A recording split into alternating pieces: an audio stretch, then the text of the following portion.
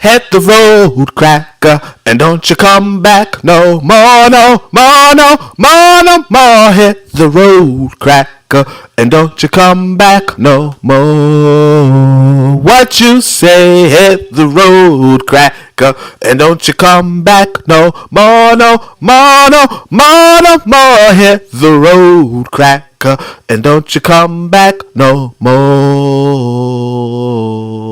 Oh, Oni, yo, Oni, don't you treat me this way.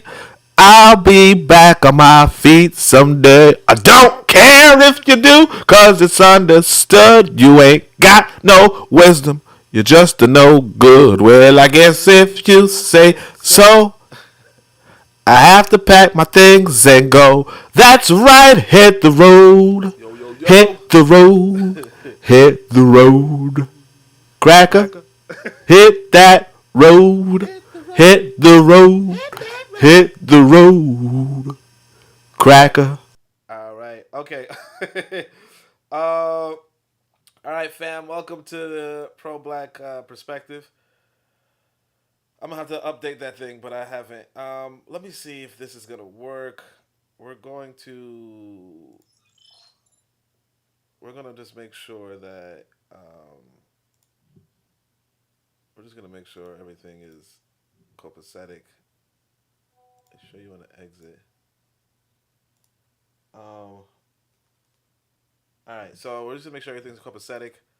How are we gonna do that? We're going to go over to the. What's the good word? I'm just telling the cracker to hit the road. You already know. That's it. That's me every day. Just tell the cracker hit that road. Uh, hit that road. No, today actually it's gonna be something special. This is actually for my lady. So I'm kind of doing something different, because I'm not a citizen of Tanzania, right? So I gotta tell a lady, basically my idea was, let me set up some businesses while I was in Tanzania. Most of the businesses, they failed. All right, like I tell y'all guys about the land I purchased. It was a pretty penny. In retrospect, again, money's not a thing, right? But it was a pretty penny, and it failed. My reasoning, my dispute with that though is not so much that it failed as much as the person who was trying to work with me wanted 10 times as much money as I gave them. But it failed because of ecological reasons. And I'm actually reminded of something that Brother Greathouse wrote today, where he says agriculture is actually pretty difficult. When you think about it, like you are really subject to the whims of the, if you will, the universe, right? But the whims of the environment, right? And if you're not a meteorologist or if you don't have the advanced scientific know-how, you're really just gambling. Because if it don't rain or if it rained too much, you're screwed. And that's what happened to me. At some point, it was not raining for a few weeks in Tanzania, and at another point, it was raining for too many weeks, and both times the crops failed. So, that's one business. But like I said, there was a sister I know, not a sister. I'm trying to wife up a beautiful Tanzanian, and she had like dreams of becoming a chef or some sort, right? And I advised her. I said, "Hey, look, I invested in her becoming a chef, and if you do the numbers, if you run the numbers, she did make uh, a big profit. But unfortunately, what happens after that is that she didn't save the money, so she needed another big investment. And that's fine because, like I said, I'm trying to wife this lady, and what she earns is what I earn. You know what I mean? Like that's how family is. What I earn is what she earns. What she earns is what I earn. But at the same time, so this podcast is kind of a message for her, in the sense of, and a message for all of us really, but in the sense of you have to engage in business for the sake of, not for the sake of, but ultimately when you engage in business, you should try to maintain that business. And sorry, so there's another part to it. So her and actually another sister, I've met quite a few sisters. What they do is they say, hey, you know what? I could be a success if I had so much capital, right? And it's like, look, you're not going to be a success if you have a lot more capital, right? If you cannot earn a lot of capital, you probably can't manage a lot of capital. You know, and again, it's it's uh subjective. You know, it's I'll put it this way. Some people can luck out. Okay? Some people can luck out. Some people, if you give them, if they win the lottery, right? So the lottery, for those of you who don't know, because I mean, again, you know, like some people are from Tanzania and stuff. Uh, but those of you who don't know, lottery is like where you gamble, where you like buy a ticket, and if that ticket has the right numbers, you will get a bunch of money in return. Okay? Uh, a lot of people in America, not too many, but you know, but compared to the people who play, it's like 0.01% win. But those who do win end up poor, notwithstanding. Right? So they can get $1 million, they can get $20 million, they can get $30 million, and within 5 years, 10 years, they have nothing. They have nothing to show for it. Some of them are proud of that. They're like, hey, you know, I lived my life up. I had these cars, I had these, I had that, so on and so forth. Some of them just don't know what happened. Drugs, this, stolen, whatever. Point is though that you cannot, you can't just have money and then think you're going to maintain money. What would make a person get good, like maintain their money, is actually a good money discipline. Without a good money discipline, you don't have it. And actually, I try to tell people, and this is actually, I think I'm going to read some of their comments before I even get into what Carter G. Woodson said, because this is a shorter article.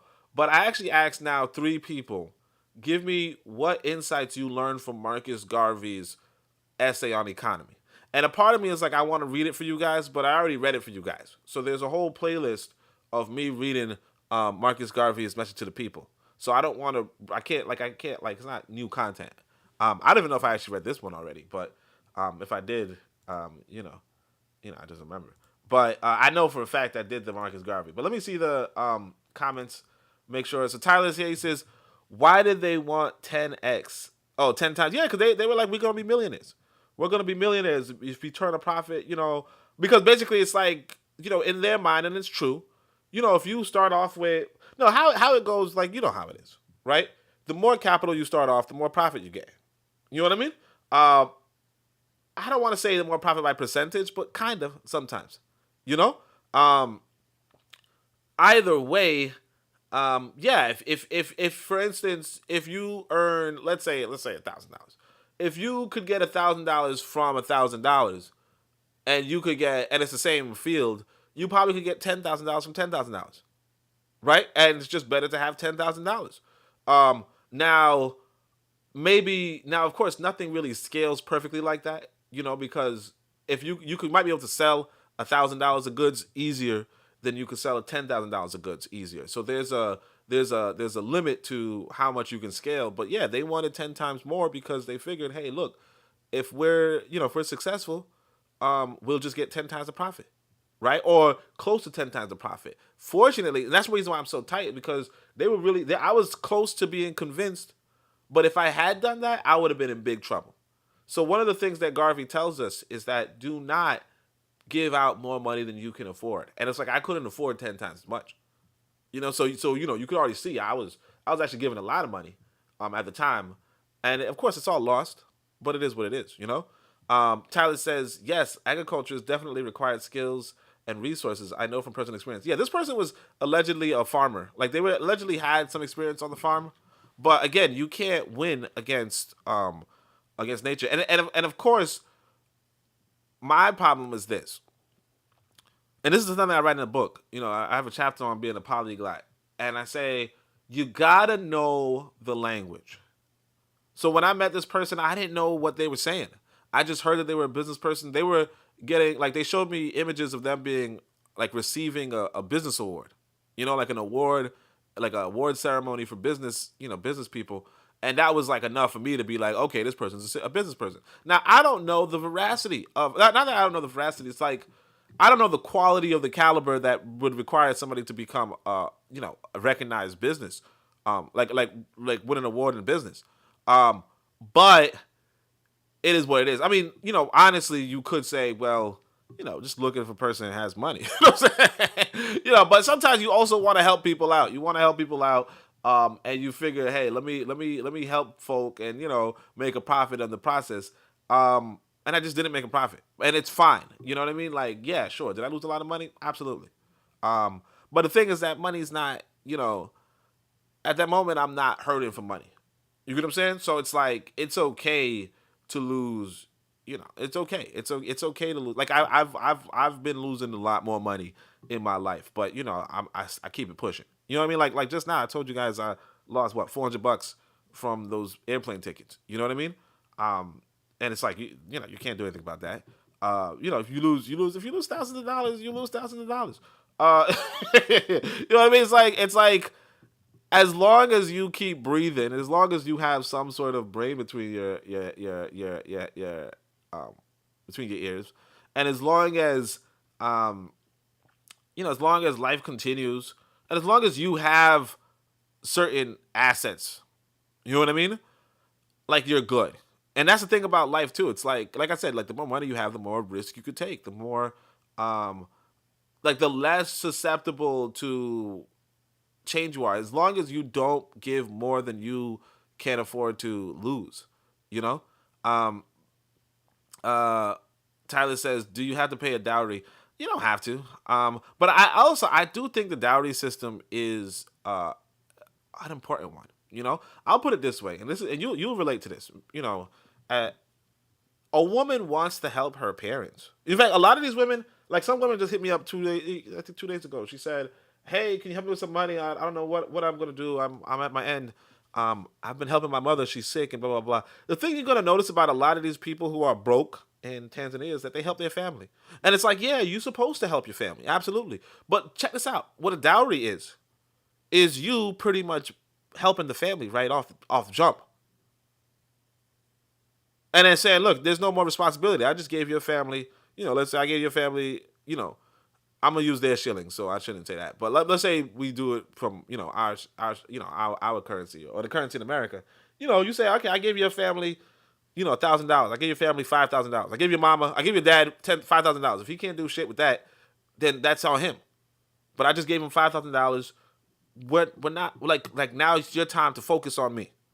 That's what you're telling the woman. You say, look, I just gave your dad $5,000. If he can't do shit for your mom, you can't do shit for your mom. And let's just end that shit. You see what I'm saying? Because if you don't do that, if you don't say, oh, let me give you a dowry, right? Every time she gets some money, she's thinking about how she can help her mom, how she can help her dad. You get what I'm saying?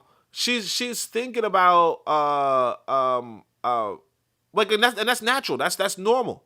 So a part of the dowry system might be, and I think I might have wrote this in my book too. But a part of the dowry system is that, yeah, a woman is going to, when you try to marry her, she's going to have two minds. She's gonna think she has two families, and the dowry is pretty much telling her, no, we have one family. You know what I'm saying? You have one family, because a woman is always gonna think, I owe my mother and my father a lot. I owe them for my life. They supported me for 20 something years, even though I can't get a good job, I can't get nothing, blah blah blah blah. When I get something, I need to give to them. Okay, she's gonna think that. And so yeah, with the dowry, like again with the dowry, that's pretty much like, okay, you don't got to think that anymore. You know what I mean? You gave them what they wanted. They negotiated. They wanted $5,000. Okay, they wanted $10,000, which is it's not baby money, but it is what it is. But again, no, in Tanzania you don't have to do a dowry. But I think the concept of dowry actually is pretty good. It's actually pretty good in retrospect. Low key, I shouldn't say this because I tell you my woman's listening to the podcast, but low key, I was considering a dowry back when I was crushing on this Ugandan lady. She was like, I might need to do a dowry, and I was considering it, but things fell apart, and all that jazz. But it is what it is. The lady now I have now is just like I said, she's an excellent businesswoman, but the advice that Garvey gives, the advice that Carter G. Woodson gives that I'm about to read, it might not be prevalent where she is. You get what I'm saying? So you could, like I said, you could be a good business. You could be good in business, or you could flip the money. But if you don't have money discipline, you're screwed. Okay? So I see 1 like, 3 listens. I think sometimes I went to 5. I don't know, but so if you guys want to give some likes and share the video, that'd be appreciated. Tyler says, "Do no, that is a false belief to start with." Yeah, it's a false belief. But again, like you're coming from we're both coming from different backgrounds, and this is the thing this is why when I said one of the things I want to do when I get to Africa, right, is or one of the things that we have to do is we have to establish schools. Okay, schools. So there's 3 levels of education. Okay, there's the primary level, secondary level, and the tertiary level. Okay, the primary education is what you get from your parents. Okay, it's not middle school, it's not preschool. It's what you get from your parents.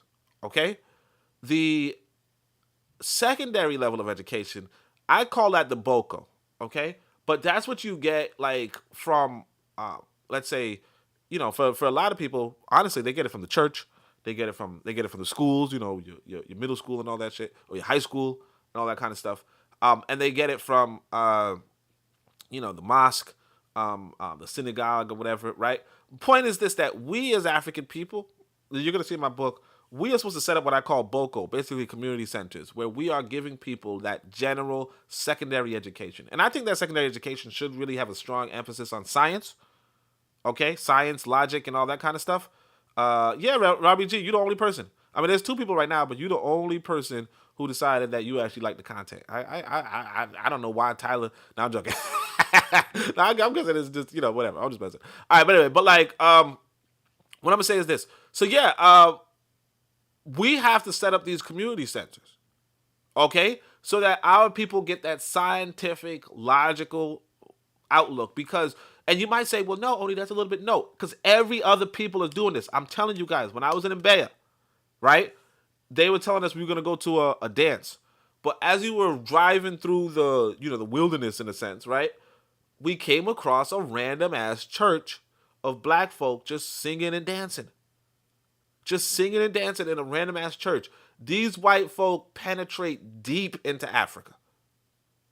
Okay, and Mbeya is not on anybody's map, really. They penetrate deep into Africa. They penetrate deep into China. They penetrate deep into Iran, Iraq, whatever. They penetrate deep. Like black folk, you know what I'm saying? Like black men, you know what I'm saying? I'm just saying. But for real, they penetrate, and I'm saying this to say you gotta do it too. In fact, because you're a black man, you gotta penetrate deeper. You gotta tell this white boy what you trying to penetrate with. You ain't doing nothing with that. You ain't doing no damage with that. You supposed to be as a black man, when it comes to your intimacy with your woman, supposed to penetrate deep. And when it comes to the intimacy of your ideas, your ideology, you're supposed to penetrate deeper. Okay? But yeah, I mean, Tyler could tell you, hey, look, that's not how business works. Absolutely. But why would we expect somebody who the only real intellectual contact they get is from whitey? Why would we expect them to know business? And of course, it's not even the depth. And the tertiary level of education is where you have that specialist education. So in my book, we call it, like, let's say if you got an education on trading, that is a deep level of sophistication that is not really common knowledge per se. And that's the thing, like I told you guys, one of my problems was that because I didn't know the language. This is why you got to learn the language. Nothing else. If nothing else, you got to learn the language. Language is so important. You can't tell the difference between a fool and a sage. And you can't be distinguished from a fool or a sage if people can't understand you. This is why a child don't know their parent is stupid. Like if you see a stupid parent, right? If you see a stupid parent, you could tell because you know what the parent, you know English. Okay? The child don't know English. They don't know their parent's stupid. You could be 4 months old and they eating pizza. They don't know they shouldn't be eating no damn pizza. 4 months old, 5 months old, they drinking a beer. They don't know they don't know their parents are dumbass for doing that. Because they don't understand the language. But you who knows the language, like that's what happened to me. I was in Tanzania. The person I was making a business with, that was a dumbass. I had no idea. It dawned on me after I made the purchase, like maybe a month after I made the purchase, and we was traveling in, matter of fact, Morogoro, right? We were traveling to Morogoro, and we were at the restaurant, and I was trying to order, just chicken. And for some reason, they gave me the worst piece of chicken I've ever seen in my life. Like, it was just like bone, like it was like a disease shit or something. And they gave my son a pretty nice plate. But I was like, nah, I want a plate like my son's. And then she was sitting there like, uh, uh, nah, they're the same thing. And then started arguing with me. Well, not arguing with me, but like pretty much arguing on the side of the restaurant. When it's like, look, dumbass, when you with somebody, or when you're with your business partner or whatever, right? You supposed to take their side regardless. Like you supposed to because that's how you're gonna get good service. But when you, it's just random. But you like a lot of. I should have known. In fact, I'll tell you guys the truth. And some of y'all on Twitter actually screwed me over. Some of the people on Twitter screwed me over because I told y'all this person didn't show up for like an hour from our meeting, and y'all were like, and some people on Twitter were like, "Oh, that's just a culture. They don't show up on time and all that kind of stuff." That was probably the most idiotic move like that was the first red flag, considering how much I was investing. But I kind of like, all right, whatever. How am I gonna get land otherwise? But like, really, it was my fault for not learning the language. But because if you like just talk to the person, like the more I learned the language, the more I grasped. Oh wait, this is a dumbass. But it is what it is. Tyler says business is an equalizer, or should I say a way of getting a multiple? Yeah. Plus, in order to get a multiple like that, you should have partnered with an expert. Well, that's what I'm saying. Like, as far as I could have told, it was an expert.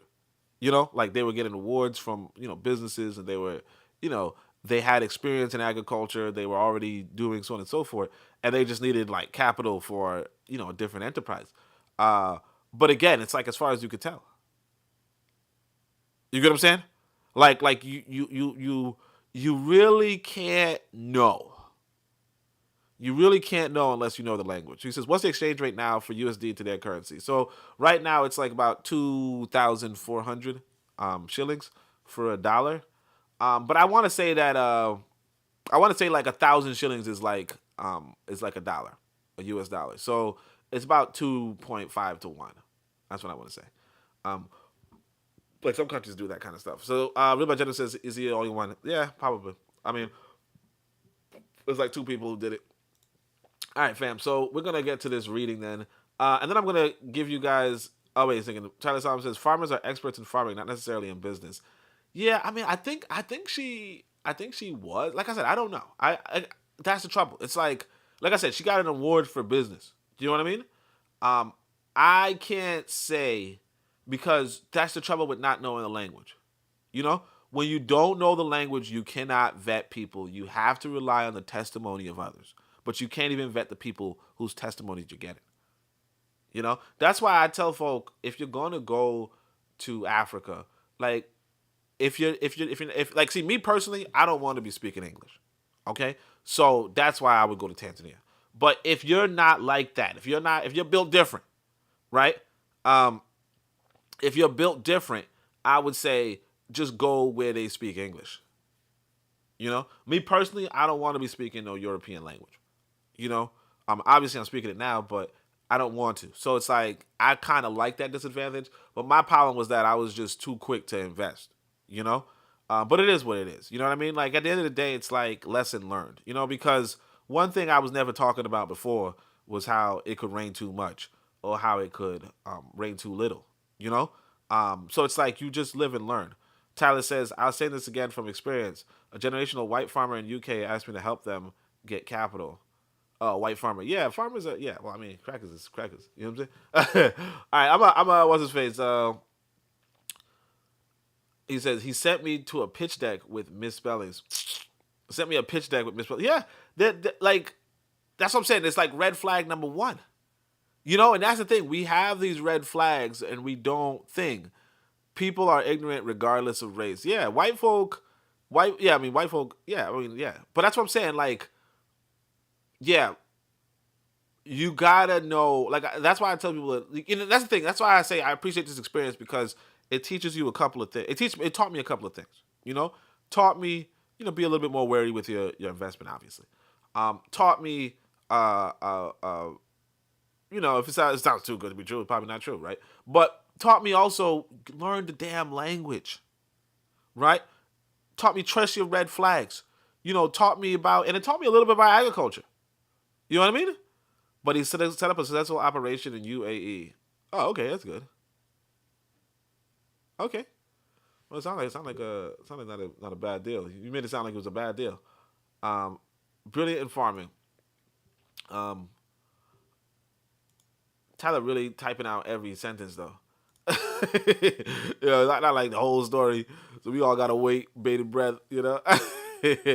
But but what I'm saying is, although I think it's like a limit. All right, so let me get to this thing, and I'm gonna show you guys the lessons that people sent me that they got from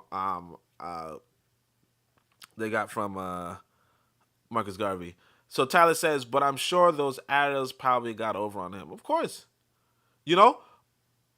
I'm not even gonna say of course, but like that's how the world is too, and a lot of us have to be mindful of that. At the end of the day, people are going. Like I'm not saying this particular farmer that I was engaging with tried to get over on me. I think they got screwed over by the environment. But that's how it is in this world. That you're in a hostile world, and that's another thing that we have to come to terms with.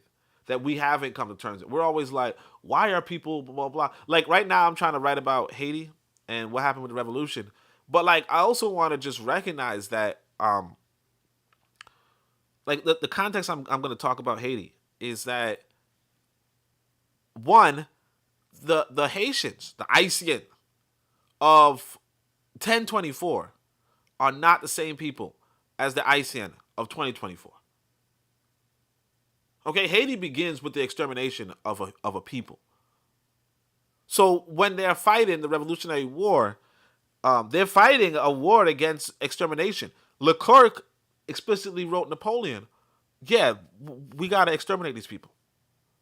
Rochambeau afterward was like, yeah, let's exterminate. Like he tried to exterminate the Haitians. But just remember that this is not like an unusual thing for the French or the Portuguese or whomever. The Europeans were exterminating people. Right? And that's that, and so I also like was trying to take note. I mean, I didn't get to write it, but I was trying to take note of the sugar production that Haiti had at during the colonial era, right? 40% of the sugar imported into Europe came from Europe. I mean, came from Haiti. 60% of the coffee. And today, if you look at how much sugar Haiti's exporting, it's not the same. You know? In fact, it's importing way more, like 10 times as much as it's exporting. Right? A lot of this is prescient. I mean, I wanna form this into a narrative, but a lot of it is prescient that a lot comes into play when it comes to business, and a lot of it comes into so on and so forth. I did get a little bit distracted. But so look at this. So I said, this is the book. This is the thing I wrote. I wrote it actually in 2012. Can you imagine that? 2012. So I used to always write out, listen, siblings, I come in peace. And I say, our ancestors have thus spoken. Today, the ABS is the only organization capable of success. So back in the day, you know how it was. So he says, in 1933, Carnegie Woodson described modern America for African people. In 5 paragraphs, you'll read 2012 in 1933. From the first paragraph, we see that in 1933, foreigners dominated the economy of African people. And again, this is like African people in America. But, back in the day, that's how I called African people, right? African Americans, right? Not 2012, 1933. So again, you have foreigners dominating the economy of African Americans in 1933. Okay? From the second paragraph, we see that in 1933, African people adopted the extravagances of European business persons, preferring large and lofty enterprises before small and stable. Not 2012, 1933. From the third paragraph, we see that in 1933, African people did not trust African people to share intelligence on business acumen. Not 2012, 1933. I used to write a little different, right? It was actually pretty good, pretty good style. From the fourth paragraph, we see that in 1933, African people in their paranoia assume too many responsibilities that their individual limitations catch up. Europeans take over the business, and the business is no more. Not 2012, 1933. Now I can probably say not 2024, right? From the final paragraph, we see that in 1933, a successful African loses vision and becomes a braggart. He purchases a fine home, distances himself from his patron. Eventually, less successful Africans bring him down like crabs in a barrel. Not 2012, 1933. In 1933, after many years of research, the miseducation of the Negro was written. This meant that for over 79 years, we've lived as we do today. For over 79 years, or 80, I don't know, 91 and 92 years, I don't know, where we've lived as we do today. But provided your determination, the African blood siblings, and this is the website I was on, changes this. For the African blood siblings has already pronounced all the remedies of this economical problem. So I probably should read it first, but let me just thing. He says, concerning the first paragraph, and this is me, again, 12 years ago. Okay, so I was like in my young 20s. Okay, so so if you ever see those arrogant, braggart 20-something-year-olds, like, yeah, I was there too.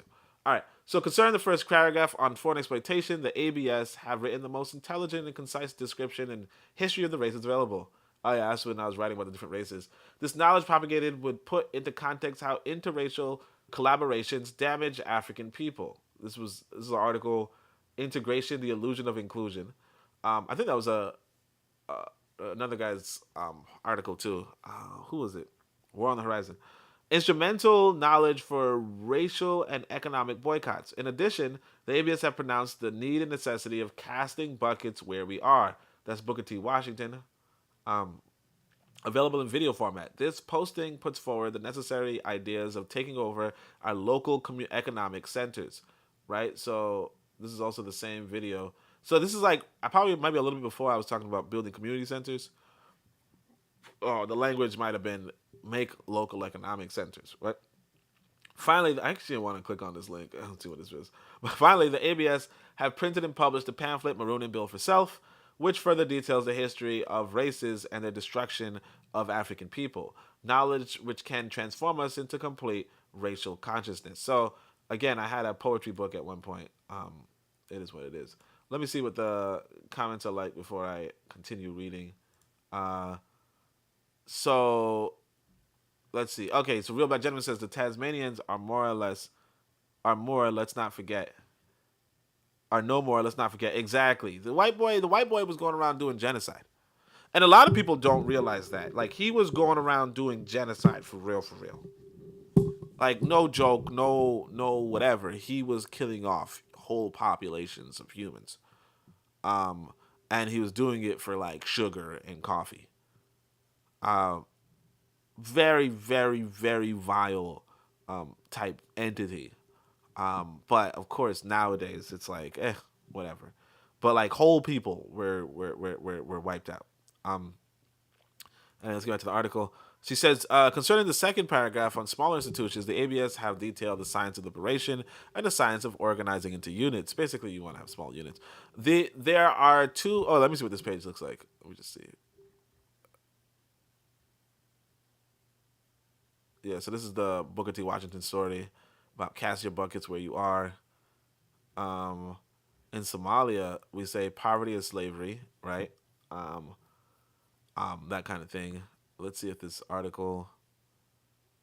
I was talking about a moral institution. A lot of people don't know, but I one of the reasons why I started this kind of organization was I like solved the pretty much I was I knew about my aunt before I knew about my aunt kind of thing. You know what I mean? Of course, when I learned about my aunt, it was a little better. So yeah, I was talking about community centers, local economic centers. So the whole point was to thing, and then Marcus Garvey would say there is always a number, even though small, of active minds ever ready and prepared to lay out the course of salvation, and it is these you look for in direction of all those things that affect the human race. So a lot of times, again, you're in your 20s and you feel like you learned something, and then you go out in the world on the new internet. You can't find it on the internet, and you try to broadcast it on the internet. All right. So anyway, Carnegie Woodson. Furthermore,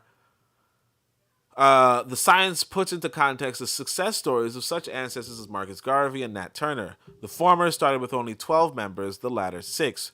Garvey eventually organized between around 6 million Africans, about twice the population of Jamaica, and 12 million Africans, about the whole population of African youth in America. Turner sought to free 3 million Africans from slavery in Virginia. The ABS organized units of 13 Africans to smart small enterprises, thus building up to African unity. All over the world, ABS communicates with Africans to gather a membership and create a local unit to create small enterprises, eventually gaining African blood siblings community centers, right to help build, with eventually which eventually foster communities, which eventually foster international communal conversations, which eventually unites the continent with free satellite entities in the diaspora. This is starting small and building large. This is why you should communicate with the ABS. So, obviously, one of the ideas that I had at that point in time was, you have 13 people organized intelligently, and then those 13 people, they build some sort of business, and that business can generate an income so that you guys can then build a community center. And then from there on, you just continually, gradually build up. Now, again, it didn't fruition. I was meeting people and all that kind of stuff, but like it just didn't fruition. Like I had way too many saboteurs, and of course, life happens, you know. But it is what it is. So he says, concerning the third paragraph on the sharing of acumen, owners of the pamphlet need to only read Maroon's and Bill for Self. Therein is the essay entitled "The Factorial Summation to Encourage Self-Education," written by yours truly, Onitaset. I showcase a mathematical gift and the benefit of freely releasing this forefront of intelligence. Earlier, I expressed how, unlike in 1933, African people are very involved in the workforce.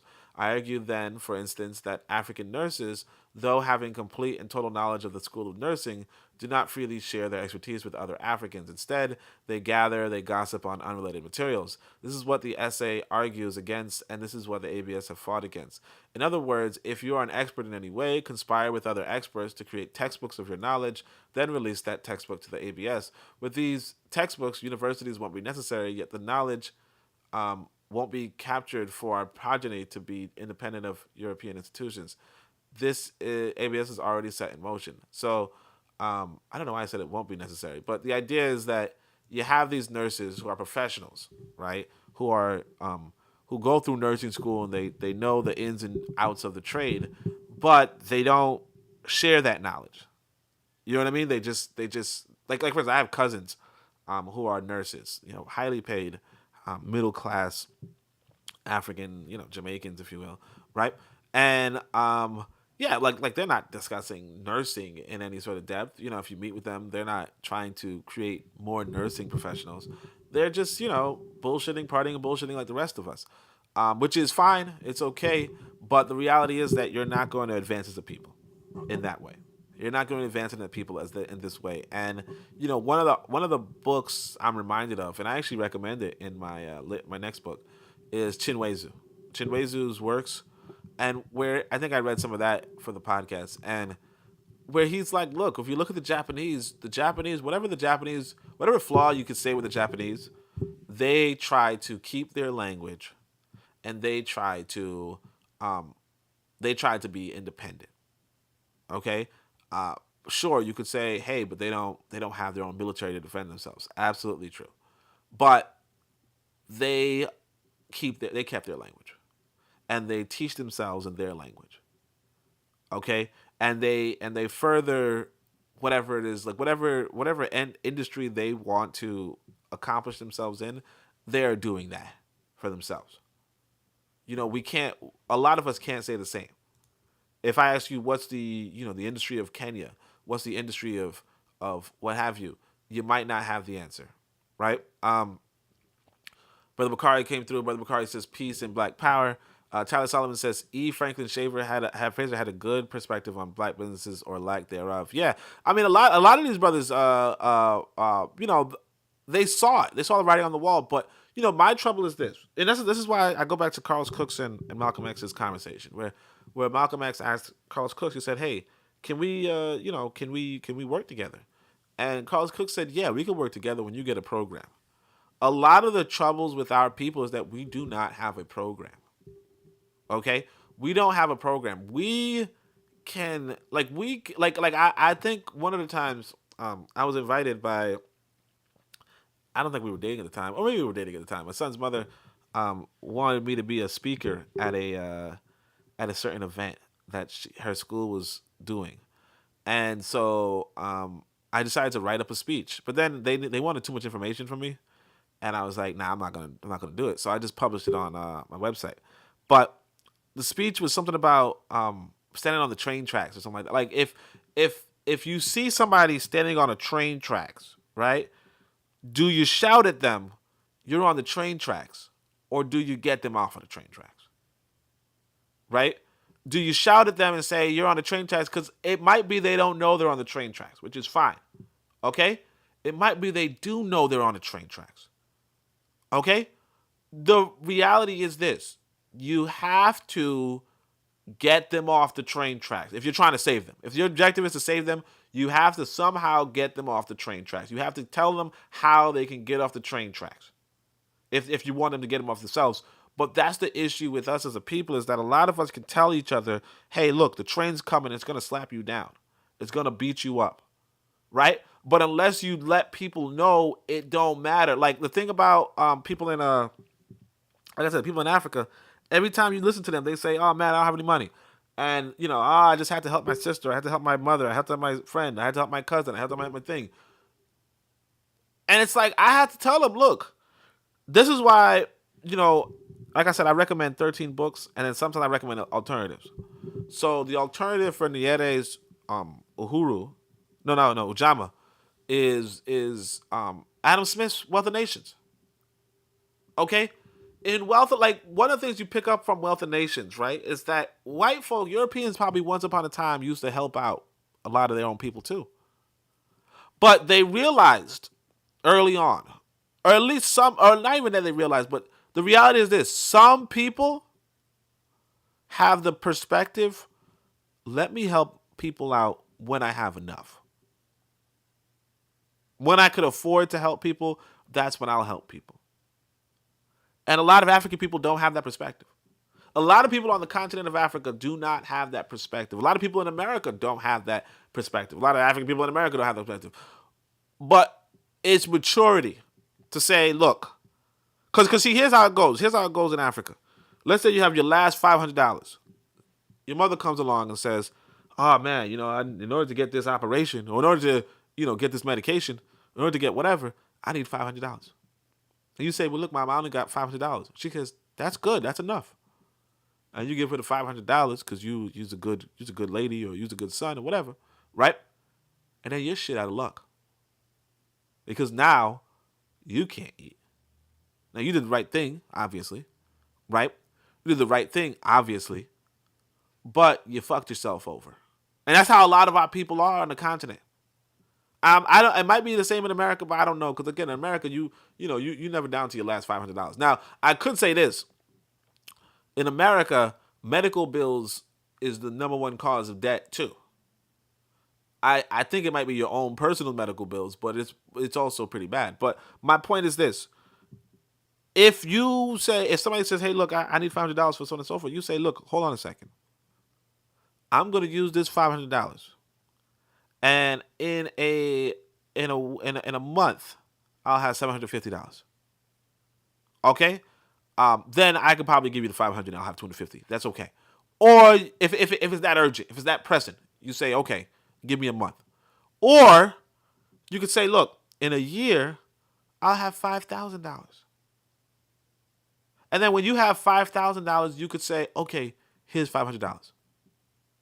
Now, of course, if something's more urgent, if something's really, really urgent, you might have to just, pay right then and there. But another thing I noticed is that a lot of people don't even, like, it's not even, like, and again, it's sometimes not even immediate family. Like, I got hit by some sister who was like, "Oh, yeah, I got so poor because my niece or something like that." You know what I'm saying? Like, oh, not my niece, but like, my cousin's son needed an operation. Like, what the fuck you talking about? Your cousin's son? What? And it's like, it's just weird.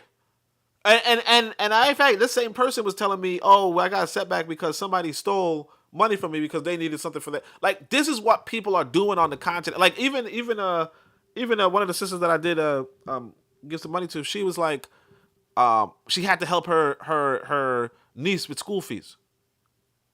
Now she's sitting up, waking up every day broke, but she helping her niece with school fees, and it's like, I get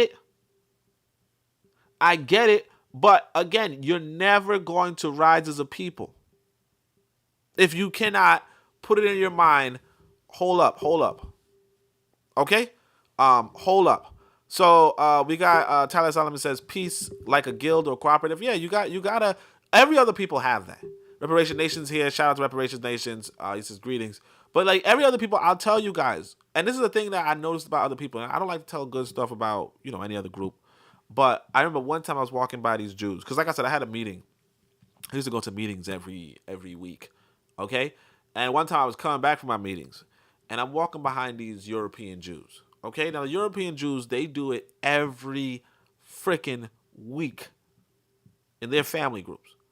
They leave their women to their children, and the men every week go to a local meeting group. Every fucking week. Because I pass them every time I come back, I'm walking back to my house and I'm walking through their area and I see all the women playing outside with the kids and all the men inside of one building. So one time I was walking behind these men and these men were talking about, oh, I need my son needs to get a job for the steel company, blah, blah, blah. You still hiring, blah, blah. And he's like, yeah, man, just have your son give me some sort of information and, I can get him to my blah, blah. My point is this. That little snippet that I heard was them talking business. You understand? Them talking business. All right, business. But they're talking business.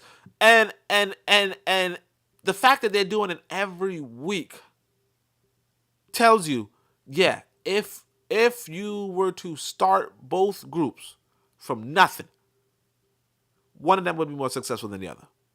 Notwithstanding the fact that black folk are I believe black folk are the most smart, the most intelligent people on the planet. Now, some people believe Jews are pretty intelligent too, but I think black folk are the most intelligent people on the planet. But notwithstanding that, if you are not trying to organize, if you're not meeting up with your local community every freaking week, chances are that you're not going to do as good as the people who do. And the thing is this, a lot of black folk do meet up every week. We meet up for church. If not, sometimes we meet up for the club too, I ain't going to hold you, but we meet up for church. We meet up for the mosque every week, but we're doing something that they're not doing. They are doing what I call worship. We are doing worship. So we meet up and we're like, Mungu. Oh, sorry, that's God in Swahili. I'm trying to swallow you, man. Well, I can't remember the words, but like I remember I was right next to some church, and these people meet up more than one time a week, honestly, and they sing songs like anything is possible through Mungu, anything is possible through God. And they're saying it in Swahili, obviously, but I don't remember how to say it. But they would just sing it, and they're a bunch of broke ass motherfuckers. Anything is possible, and of course I'm living in a motherfucking high rise. You know what I'm saying? And of course I'm not trying to flex because I know there's plenty of Christian people. I know in fact one Christian brother who flex on me all the fucking time. But be like, all right, so you gotta believe in God because I'm doing good because I believe it. But like I'm just saying I don't, and I'm getting getting more than the broke motherfuckers, right? Anyway, my point is this though. We're meeting up every week for worship, singing and playing music and dancing and whatever. They are meeting every week for worship. And I'm telling you, if you look into, I never read the Torah, never read the Bible, never read the Quran, but I've heard enough about them. Okay, when you listen to the Torah. Like, for instance, I tell you, I walk by some of these motherfuckers' houses. They have books upon books. Then they're talking about how to, as an ethnic group, be better off than the ethnic groups that aren't studying. Okay? They're not just saying, oh, I'm the chosen people. They're saying, look, treat those other motherfuckers like trash. Treat your brother better. Give to your brother. Give charity, so on and so forth. And the same with the Muslim. When I first heard about like some brother was telling me he's Muslim, and he started telling me some stories, and he's like, look, man, you got to peep the game, man. In this book, we're talking about how Muhammad conquered, how Muhammad beat two larger armies than his. Because he set them both against each other, and then he took on the survivor. You understand? That's worship. And it depends on what story you listening to, but of course you going to the church and you listening to the wrong stories. Because even if you look at the, because I like I said, I didn't really read these books, but Amos Wilson had a presentation, and I'm like, this motherfucker sound like a pastor. But Amos Wilson had a presentation where he's like, I can't remember who it was. I don't know if it's Lot or some shit. I don't know. But some the Israelis were supposed to like kill everybody in the fucking town. They were like, leave no survivors, no women, children, or animals. And then the Israelis were like, hey, are you sure we should kill everybody in the town? I mean, can't we leave some people? And then it's like, and then their God, Jehovah or whatever, was like, or Yahweh was like, no, listen to what I fucking said. If you don't kill all these motherfuckers, right? Shit's gonna be bad for you. That's worship. Now, if you look at that story and think, oh well, it's just no, that story is telling you how to fucking conduct yourself in war. And in fact, we see it right now with regard to what we call genocide in Palestine. We see that right now. We see how they're saying to themselves, hey, look, no, their God instructed them, wipe these motherfuckers off. They're not going to church to sing and dance. In fact, only black folk go to church to sing and dance. They're going to church to reinforce the ideas of how to win battles, how to win wars. When I say worship, I'm not fucking playing. I'm telling you, they are doing worship. They are studying battles. They're studying how to win. And they're doing this every week for generations. Okay, every week for years, for generations. And you never meet up with your brothers and sisters to talk about victory. So of course they handing you your ass. If all the money disappeared tomorrow, they would get back on top. There's no damn way you get on top. If you, like I said, if you got reparations, shout out Reparation Nation. You got reparations nations and you are still not meeting up with your brothers and sisters on how to dominate in business and war, you will fucking lose it. Again.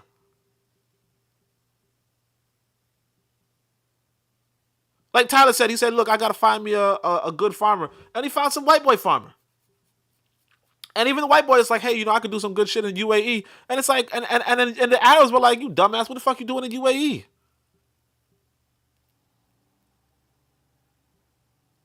He said, you a white boy, why don't you do something in Ireland? Dummy. Because they understand worship.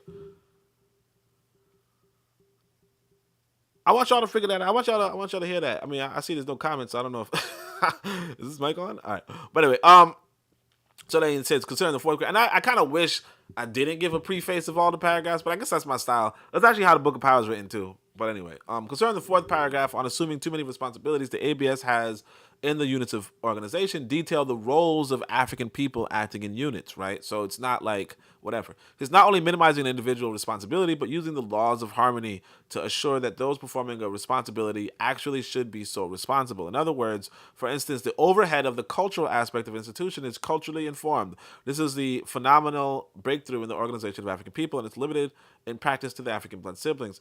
As I often repeat, the temples we had written, organization is impossible unless those who know the laws of harmony lay the foundation.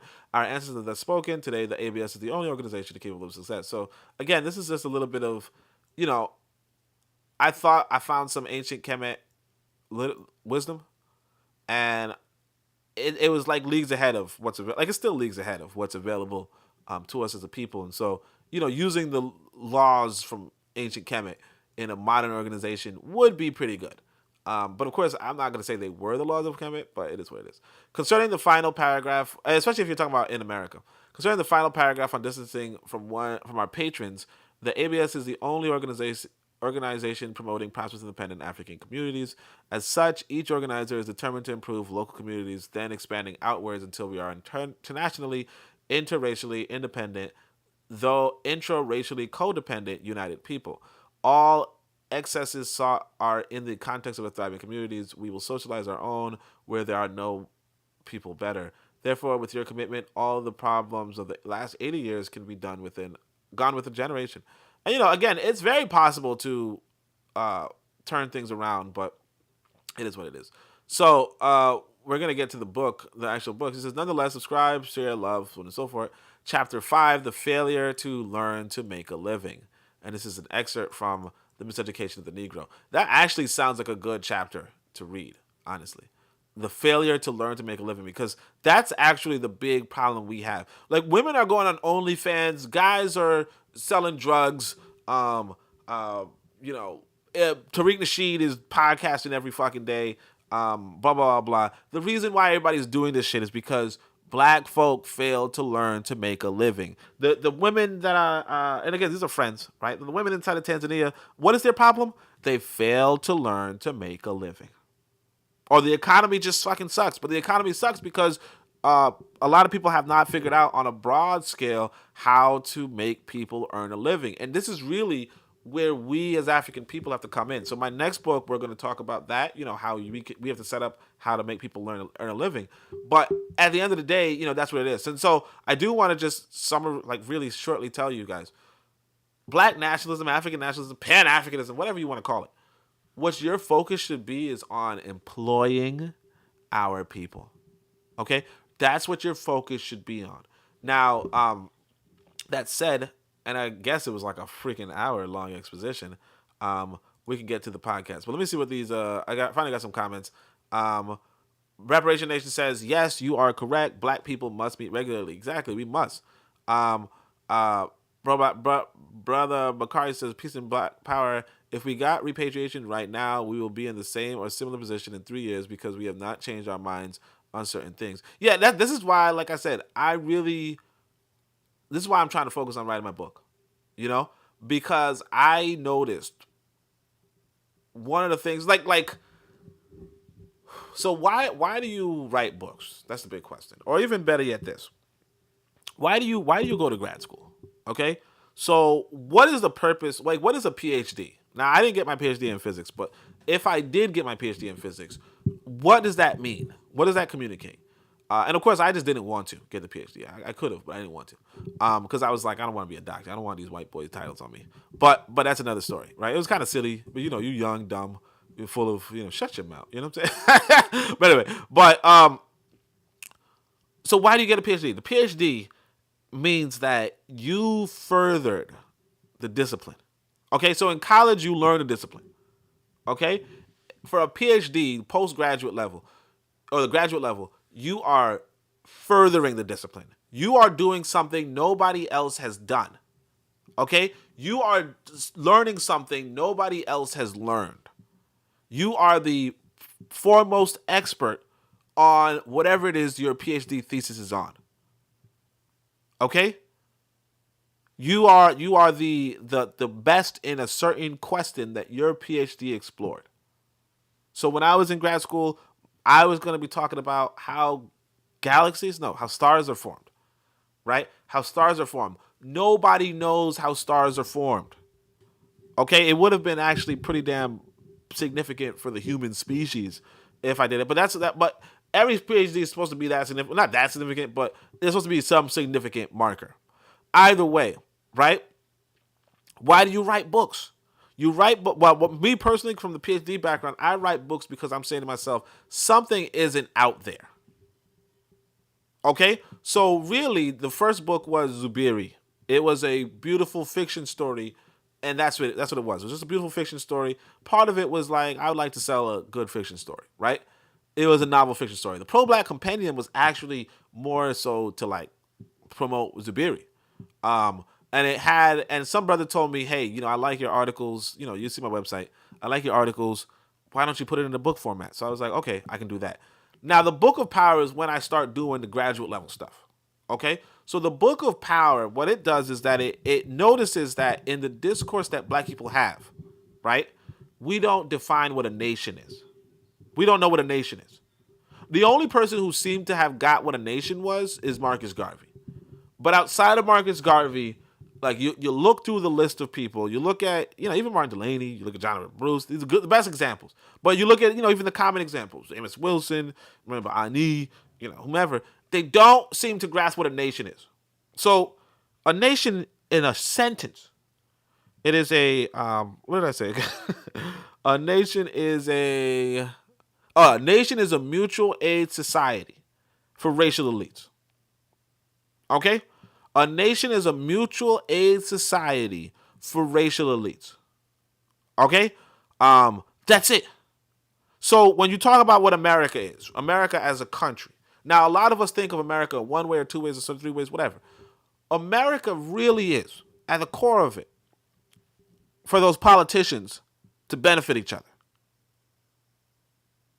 Those white politicians to benefit each other, and ultimately, them benefiting each other, it trickles down to generally white people first, and then black people afterward.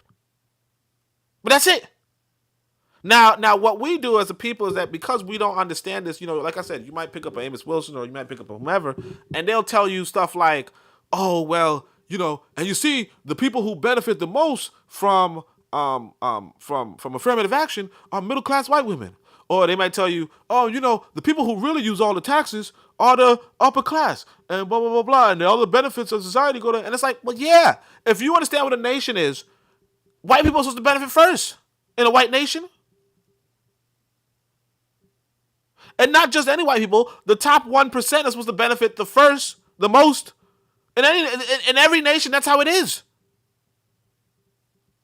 And it's like you go down to, like I said, I studied some of the older civilizations. You go to the the Benin Empire. You go to the Oba, and the Oba were living fucking wealthy. Stupid rich. When we talk about Mansa Musa, we talk about Mansa Musa in not Mansa Musa. Was it Mansa Musa? That sounds like a Japanese name, bro. Okay, Musashi, right? But when you go to Mansa Musa in Mali Empire, the dude's the richest man on the fucking planet, and he's the king. The nation of the Mali Empire was really mainly supposed to benefit him. And look, I give you the definition, and I explain it to you, and it's as plain as day, obviously. But what I'm telling you that before I expressed it, or before I wrote it, even though it's plain as day and it's historical and it's factual, the reality is nobody was talking about it. Nobody's discussing it. And so a lot of times you're going to find people, oh man, the economic disparity and the Gini coefficient and no, blah, blah, blah. And it's like you're missing the whole point. Oh man, there's a lot of poor people and there's a lot of blah, blah, blah. You're missing the whole point.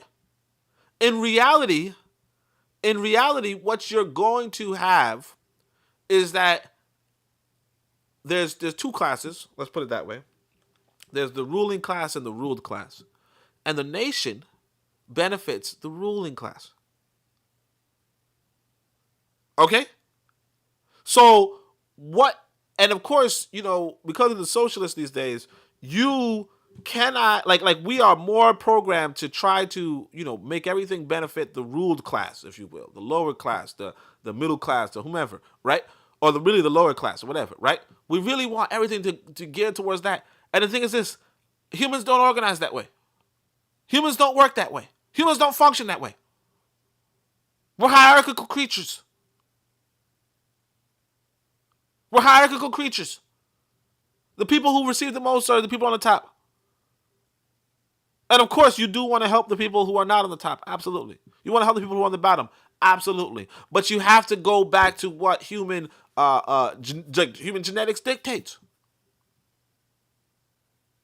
And so, what Brother McCarthy is saying is absolutely correct. Black folk, if we do not adopt an actual philosophy, if we don't actually adopt a scientific view and scientific perspective and a real ideology about our condition, we are fucked over. Because especially if we are attracted to the socialist mumbo jumbo, because the socialist mumbo jumbo will tell you, oh no, you know what, the person, I think all the money should go to the worker, the employee, the laborer, right? That's fine. But you're not gonna go. It's kind of like how I told you guys about how people in Africa are doing business, where it's like, hey man, I gotta help out my mom. Yes, absolutely, help out your mom. But guess what? Don't ask me, because you're gonna starve forever, and she's gonna starve, and she don't know she's impoverishing you. You don't know she's impoverishing you, but she's impoverishing you. And I know it sounds noble. I know it sounds good. I know it sounds great. But you could, if you just wait a damn year, get yourself together, or even put it differently, like this. Like I was telling people in this. Now in Tanzania, it's a lot of money. But when I was in grad school, right, I think it was $16,000 a year. No, matter of fact, it might have been $16,000 a year. $16,000 a year. My classmates made $14,000. I got a little more because I was black. But anyway, I was able to save up $8,000 a year. Okay? Because I decided to get the cheapest housing on campus, even though it was surrounded by a bunch of Chinese immigrants, right? I decided to buy my own groceries. I didn't smoke. I didn't drink. I didn't whatever. I didn't, obviously I didn't cut my hair. You know what I'm saying? I didn't go to the bar. I didn't buy new clothes. I didn't buy new shoes. I just lived a meager existence. Okay? And because of that, I was able to save up half of my money. Even though it was a small income. I was able to save up half my money. And what I did with that, when I saved up half my money, I bought my mother a washing machine and a drying machine. And I had a bunch of savings left over. And I only ate takeout once a week. I went to the hospital that was near my house, my apartment. And I had 4 roommates, by the way, 4 Chinese roommates. No, 3, I think, 3 Chinese roommates. Dirty ass motherfuckers. I couldn't even use the bathroom in my apartment. These motherfuckers would leave shit, like, just anywhere. I had to go to the fucking library to use the toilet, which was, yeah. And I'm a fucking grad student. Anyway, but I'm saying that I was able to save up half of my money. I was able to live off of $8,000 a year while living in America. Okay? And I had these savings, but then my roommates, not my roommates, my classmates who were getting the same kind of money, maybe $2,000 less, but making the same money, couldn't even survive. Because one of them had a smoking addiction. Another one had a drinking addiction. Another one, so on and so forth. The point being, right, that if you do not adopt the mindset is very key, even for material conditions. And even saying this, like the same people that I'm telling you that are broke as a joke, right? Always on vacation, always on trips, always on parties, always getting their hair done, always getting so on and so forth. So, yeah, you're going to be broke. I could tell you I'll tell you matter of fact about this sister I was used to date. This woman, homeless. She ended up homeless. She ended up in a homeless shelter, right? But her son had, 50 pairs of shoes. Her son had the latest PS5.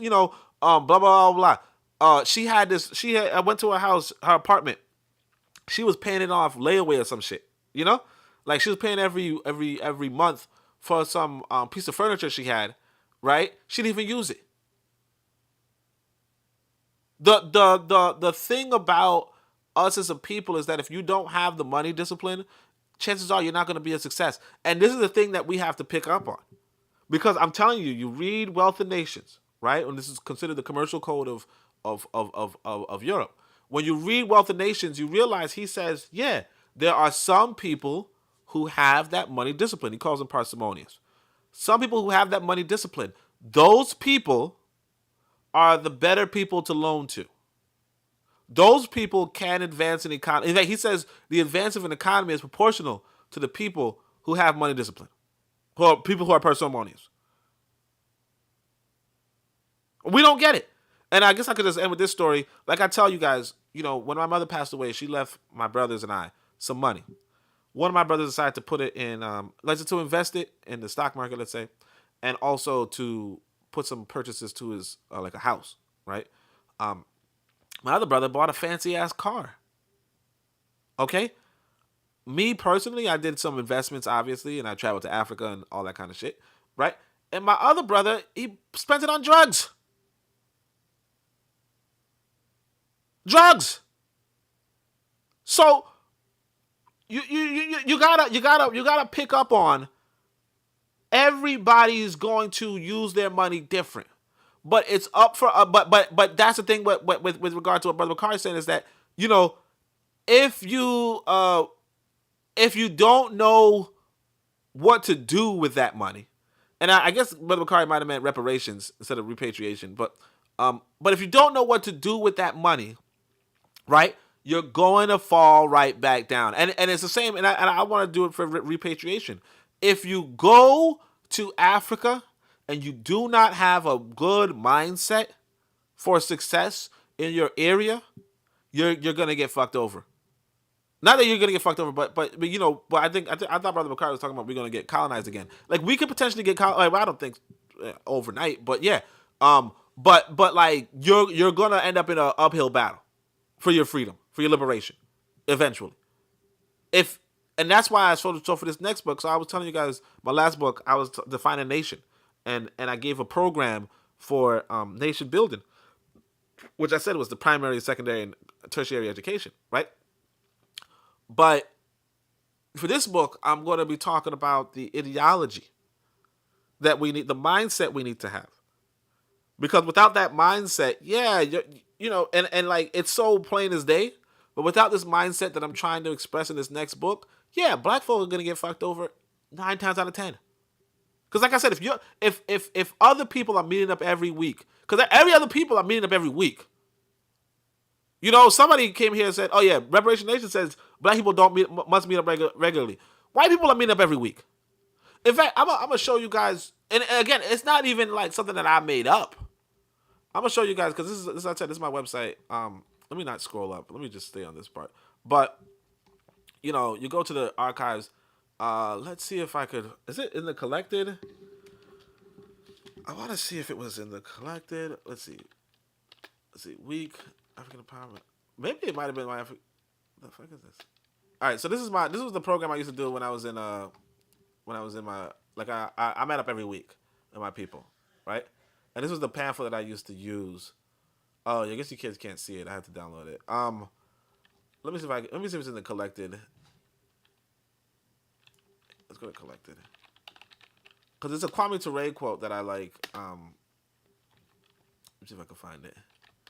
Kwame Nkrumah. Kwame. Are you for real? Okay, so.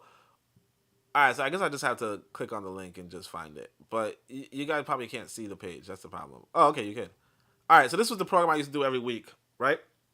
What we do is like, say, week 1, we'd all read this together. And then week 2, we'd read economics. And then week 3, we'd read culture. Okay? So, and of course, I reprinted this in the Pro-Black Compendium. But this is it right here. The Kwame Ture quote. So, you know, first, you know, I would start off with this quote, you know, give you context for politics. So every week I'd probably start off, matter of fact, I'd say, you know, 1916, Jesse Washington was lynched. An estimated 15,000 whites watched him get beaten, castrated, and burned alive. One even wrote his mother, "This is the barbecue we had last night. My picture is on the left with the cross over it, your son, Joe Myers." And so then I would describe it, you know, say, look, man, how you get 15,000 people to watch somebody get beaten, right? And then I would ask people, you know, what is your thoughts on what was just read, and they'll give me their thoughts, right? And they might say something different, like, oh yeah, can you imagine he wrote his mother? Like, what kind of person is that, right? Or I didn't know why people did that kind of stuff, something like that. Then I would go to the person on the side of me and tell them to read this quote, and then they would read it, and then we would all discuss it, and then we just end up, you know, it would take us about 3 hours to get through all of these, honestly. And it's just not even that much. It's like 10 of them, or not 10, but, you know, 15 or something. But anyway, so this is the quote right here. It says, "There's no such thing as inferior people. They are oppressed people.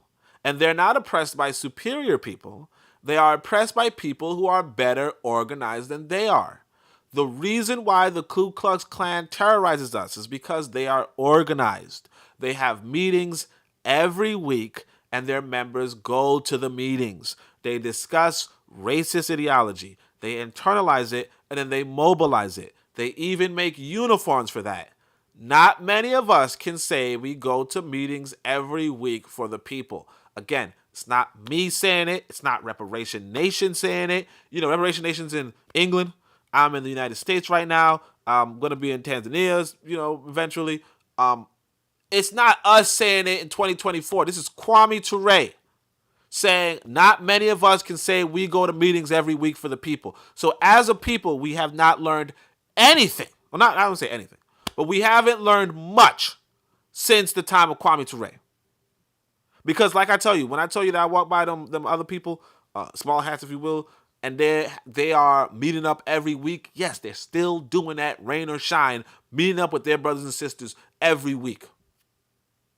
And again, I don't mind doing it digitally because I like Shoot the Breeze. We do that, we meet up every week. I like that.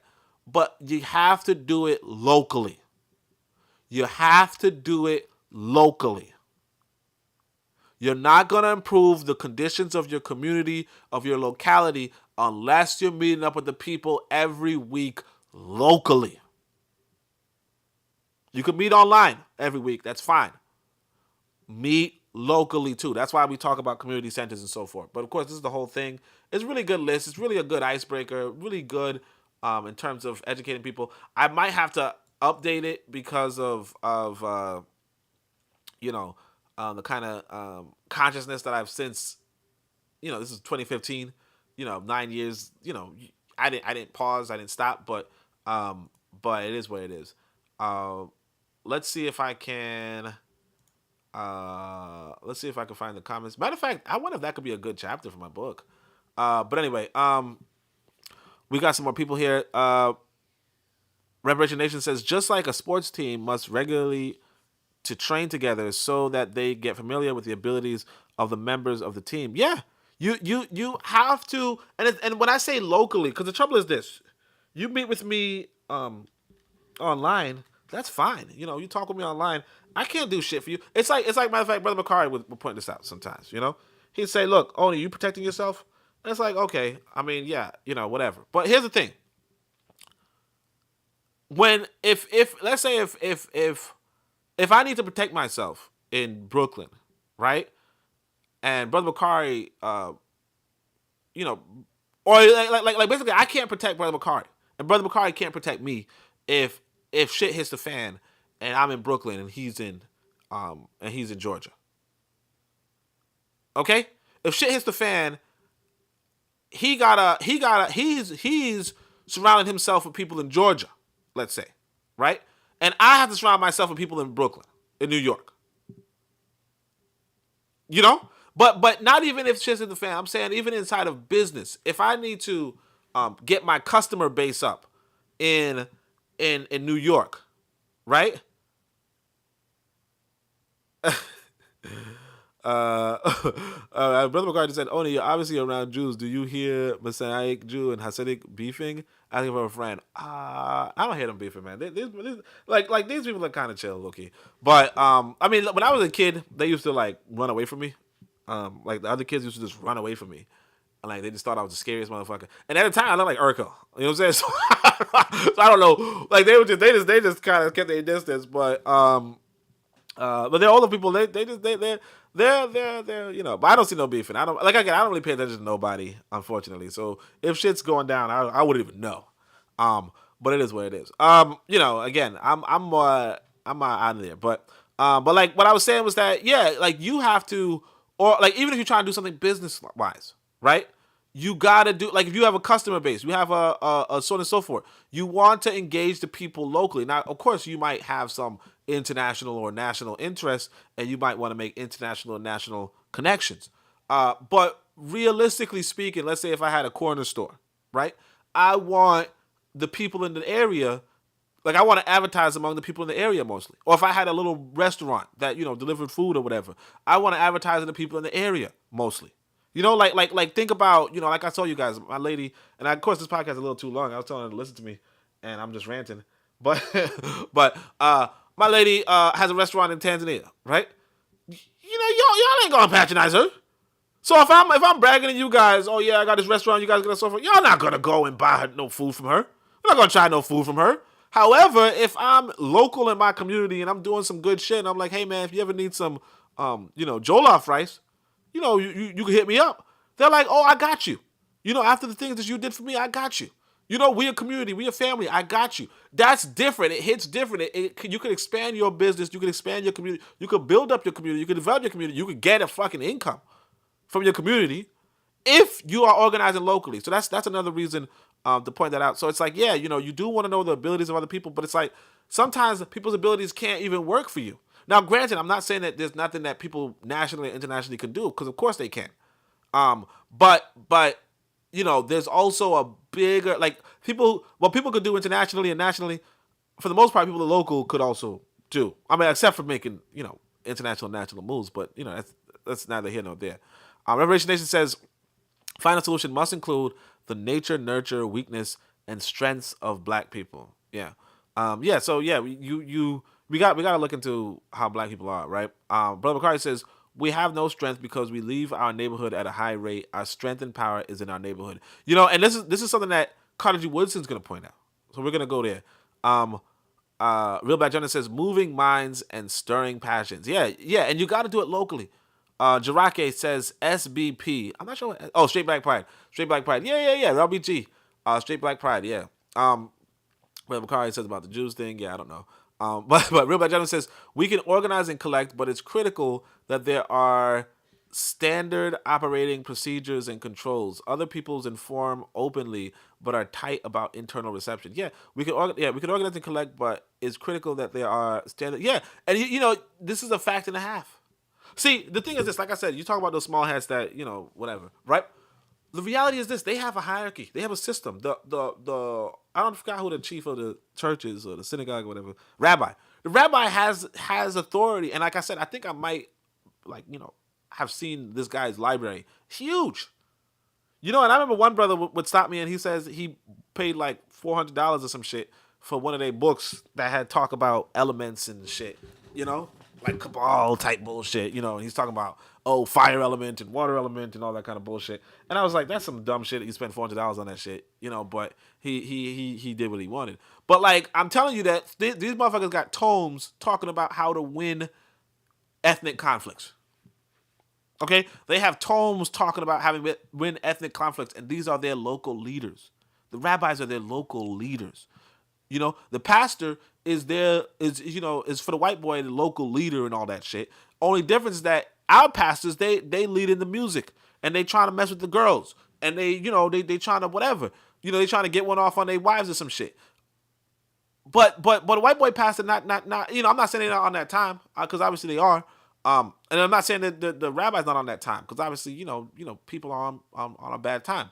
But again, there are students of war. They are students of war. They're saying to themselves, how did the Israeli get to conquer Palestine? Okay? They are saying to themselves, how did Muhammad, some illiterate out of Mecca, how did he and his people get control of Southern Europe? How did he and his people get control of Northern Africa? How did he and his people unite the Arab race, if you will? Race is a weird word, but how did they unite the Arabs? If he's a small little Bedouin, right? How did he unite a disunited, illiterate, warmongering people? It's in the book. And if you reading the book, if you're not reading the books or in that way, what are you doing? Brother McCarty says, how can we meet with you in the Jew community? How many black people around you, Oni? I mean, look, man, like I said, I'm going to Africa, man. I'm going to Africa. That's all I'm saying. But I mean, look, I'm not like in the Jew community per se. I think I'm on the border of it. But there's a couple of black people in my area, and that type of shit. But it's not like, again, like my focus is getting back to Africa. My focus is getting back to Africa. If shit goes down before I get down to Africa, that's on me. But like my shit is like I told you guys, I had a ticket and then I got screwed over. So anyway, let's see what Carter G. Woodson is saying before our thing. He says, so this is important, right? And this is for the sister, for the queen and all that. The educated Negro, okay? Negro was like short for African back in the day, right? The educated African, from the point of view of commerce and industry, then, shows no mental power to understand the situation which he finds. He has apparently read his race out of the sphere, and with the exception of what the illiterate Negroes can do blindly, the field is left wide open for foreign exploitation. Foreigners see this opportunity as soon as they reach our shores and begin to manufacture and sell to Negroes, especially such things as caps, neckties, and house dresses, which may be produced at a small cost and under ordinary circumstances. The main problem with the Negro in this field, however, is salesmanship. That is where he is weak. So I don't know if I started off in the middle of something that I shouldn't have, but he's basically saying this. A lot of black folk like to, study business to the point where they don't do business. And like I told you guys, so these sisters asked me for some shillings, and I say, how much shillings do you need to, whatever? And they tell me some crazy amount of money that I'm like, I'm not gonna give you that money. Like these are women I'm not even like romantic with. So the woman I'm romantic with, sure, she asked me for that much money. I'm like, okay, I got you, right? But the woman I'm not romantic with, what the fuck am I giving you all that money for? I'm trying to get you off your feet, but I'm not gonna I'm not gonna fucking starve myself. You know what I mean?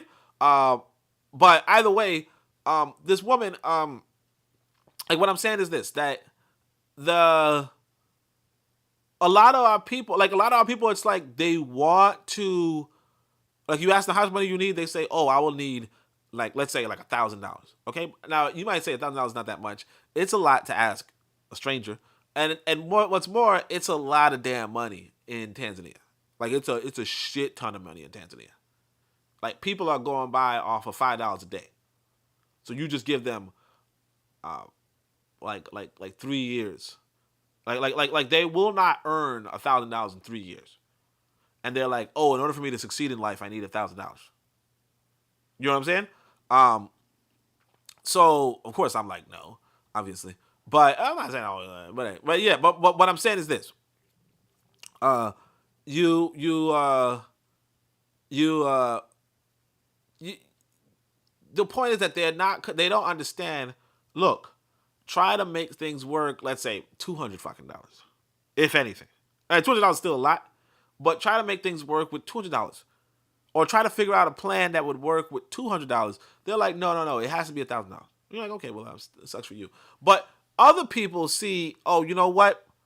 If I have $10, I could get neckties and house dresses and caps, things that black people buy, and with that $10, if I manage it correctly, I can make $50. With that $50, if I manage it correctly, I can get $150. With $150, right? And again, you have to take into account your expenses. But with $150, if I manage it correctly, right, I can make $500. With that $500, if I manage it correctly, okay, I can make $1,200. And if I have $1,200, right? If I have $1,200, then I'll have the $1,000 that I needed. And then I could do whatever I needed to do with $1,000. That's the kind of mindset that black folk don't really have. Like a lot of us are like, hey man, the bank won't give me a loan. Okay. They won't give you a loan, okay. But can you get $5? And the thing is this, if you can get $5, in fact, we're gonna go into it, but if you can get $5, then you're halfway there. You just need to wait. Brother McCarty says, oh, I'm just messing with you. I know you're on your way to Africa. But what if it hits the fan tomorrow, or the Jews make you fuck around, find out? What is you gonna do, Oni? No, I feel you, man. That's what I'm saying. Like, it is what it is, man. Like it is what it is. You know what I'm saying? Hold on a second. I'll get into it. Let me just see what Jarake is saying. Jarake says, previous comment did show too many are compromised here in Atlanta. So many afraid to be RBG centered. Need folks outside the city. Yeah, I mean, yeah, a lot of folk ain't for RBGs focused. But Brother McCarty is saying, what if they do shit tomorrow? But that's what I'm saying. Like you talking about ambushes. So that's the thing about military strategy. It's like if you're saying like somebody ambushes you, like that's what I'm saying. Sometimes you gotta be realistic. Okay, if somebody ambushes you, no warning, straight up assassinates you, right? There's not much you could even do. You know, if you're talking about it like if you're talking about if something happens and like what can I do? Obviously, I could say I do have family in not just Brooklyn, but in other cities and all that kind of shit, right? But if you're talking about what am I going to do if somebody just stands on a building and shoots me in the head, right? I'm going to get shot in the head. You know what I'm saying? like. I mean, I don't know if y'all saw the video of the South African artist where he was just minding his business and then somebody just walked over and shot him in the head and ran away. There's not much you could do if people are what they call it, sucker punching you or sucker shooting you. There's not much you could do. So if people around me wake up one day and say, "Oh, we're just gonna shoot this guy in the head," and I don't know, that's a sneak attack, that's an ambush. There's not really much you could do. You know what I mean? Because if people really wanted to, like if you're surrounded by another people, and this is the lesson that happened inside of, I can't remember what Rosewood, I think. Rosewood. So there's a documentary. At the end of Rosewood, this sister says, they asked the sister, "Hey, what did you learn?" And she says, "I learned not to be surrounded by white people." That's it. She was like, "I learned that my problem was being surrounded by white people." That's why I say I'm trying to go to Africa. Because my problem in America, really, is being surrounded by white people. Let me see if I put on the. I guess I did it. Let me see. Survivor. No, I guess I didn't record it here. But yeah. So it's like if you is it here? Rosewood. I'm so mad. I don't like. Sometimes you just don't record everything. But yeah. But the sister said if so, it's like if shit hits the fan and you get into an ambush, there's not much you could do to an ambush anyway. You know what I mean? There's it's just not now if shit's like if shit hits the fan like I see the news and it's like there's like a bunch of people killing each other down in whatever uh like I said do I have a vehicle transportation, do I have another place to be, another I mean but the question then becomes well how is this attack? Like a lot of times, a theoretical attack, you have to come to terms with. Well, is there enough data to understand what's the aspects of this theoretical attack? You know what I mean? Like, is this theoretical attack? Does this theoretical attack involve, for instance, aerial bombings? Does this theoretical attack involve, let's say, blocking off exits to the city? Does this theoretical attack involve, raiding parties on the street?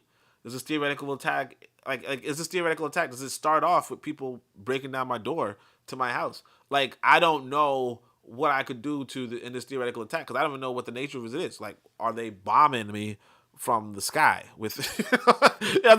Like are they dropping bombs on the city? Like I don't know. You know what I'm saying? Like I don't know to what extent they're trying to wipe me out. Are they even like? Because I'm assuming they're trying to wipe me out. I don't know to what extent they're going to wipe me out. So like a little more information. Like I said, if I can get out of the city, that's one thing. If I can, get to another part of the city, that's another thing. But like I don't know. It sounds like I'd be fucked over. But I don't know. Like again, you can make any situation where I would get fucked over. You know what I mean? Like if you say they have a sniper outside my house, and then they're also breaking into my house, obviously, like, and of course, anybody could imagine. Oh well, I'm gonna stand up to the gunman or whatever. But like to what extent, to what degree, for how long? Too many are compromised here. Oh yeah, Atlanta. Yeah, Atlanta is funny too. Medgar Evers is an example. Military minded. Separation is the only way forward for us. Yeah. Medgar Evers. He was. I think he was prepared. He might have been armed when he got shot in the head. You know what I'm saying? like I mean, like you could be like if you get ambushed, you get ambushed. It's like even JFK. JFK was JFK was like the president of the United States. They just shot him in the head. Um, uh, Same thing with Lincoln. Matter of fact, Lincoln was president of the United States, minding his business, watching a damn play. You know what I mean? Like if people trying to get you, they trying to get you. And if you live in that's why I say if you live in that kind of society where shit can just turn around on you, then it's better to be outside of that society. You know what I mean? Like if and then again, if you live in a society where it's unsafe, it's better to not be in that society. Like what happened to the brother in I don't know if it's a brother, but what happened to the guy in South Africa? Same thing. He was just like I didn't follow his music. I don't know him, but yeah, I saw the video where like the first time I heard of him was after he was killed.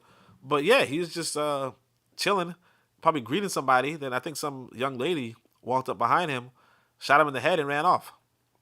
Professional assassin. Um, and it's like, yeah, if somebody wanted to just randomly shoot me in the head while I was like in the grocery store, that's my ass. You can't do anything about that. Um, um, like I mean, you can't individually do anything about that now. And like again, like I said, even if you had like good defense, like good people around you, it's very very hard to respond to that. This is why even like this is like all over the world we see assassins are an important tool in the canon.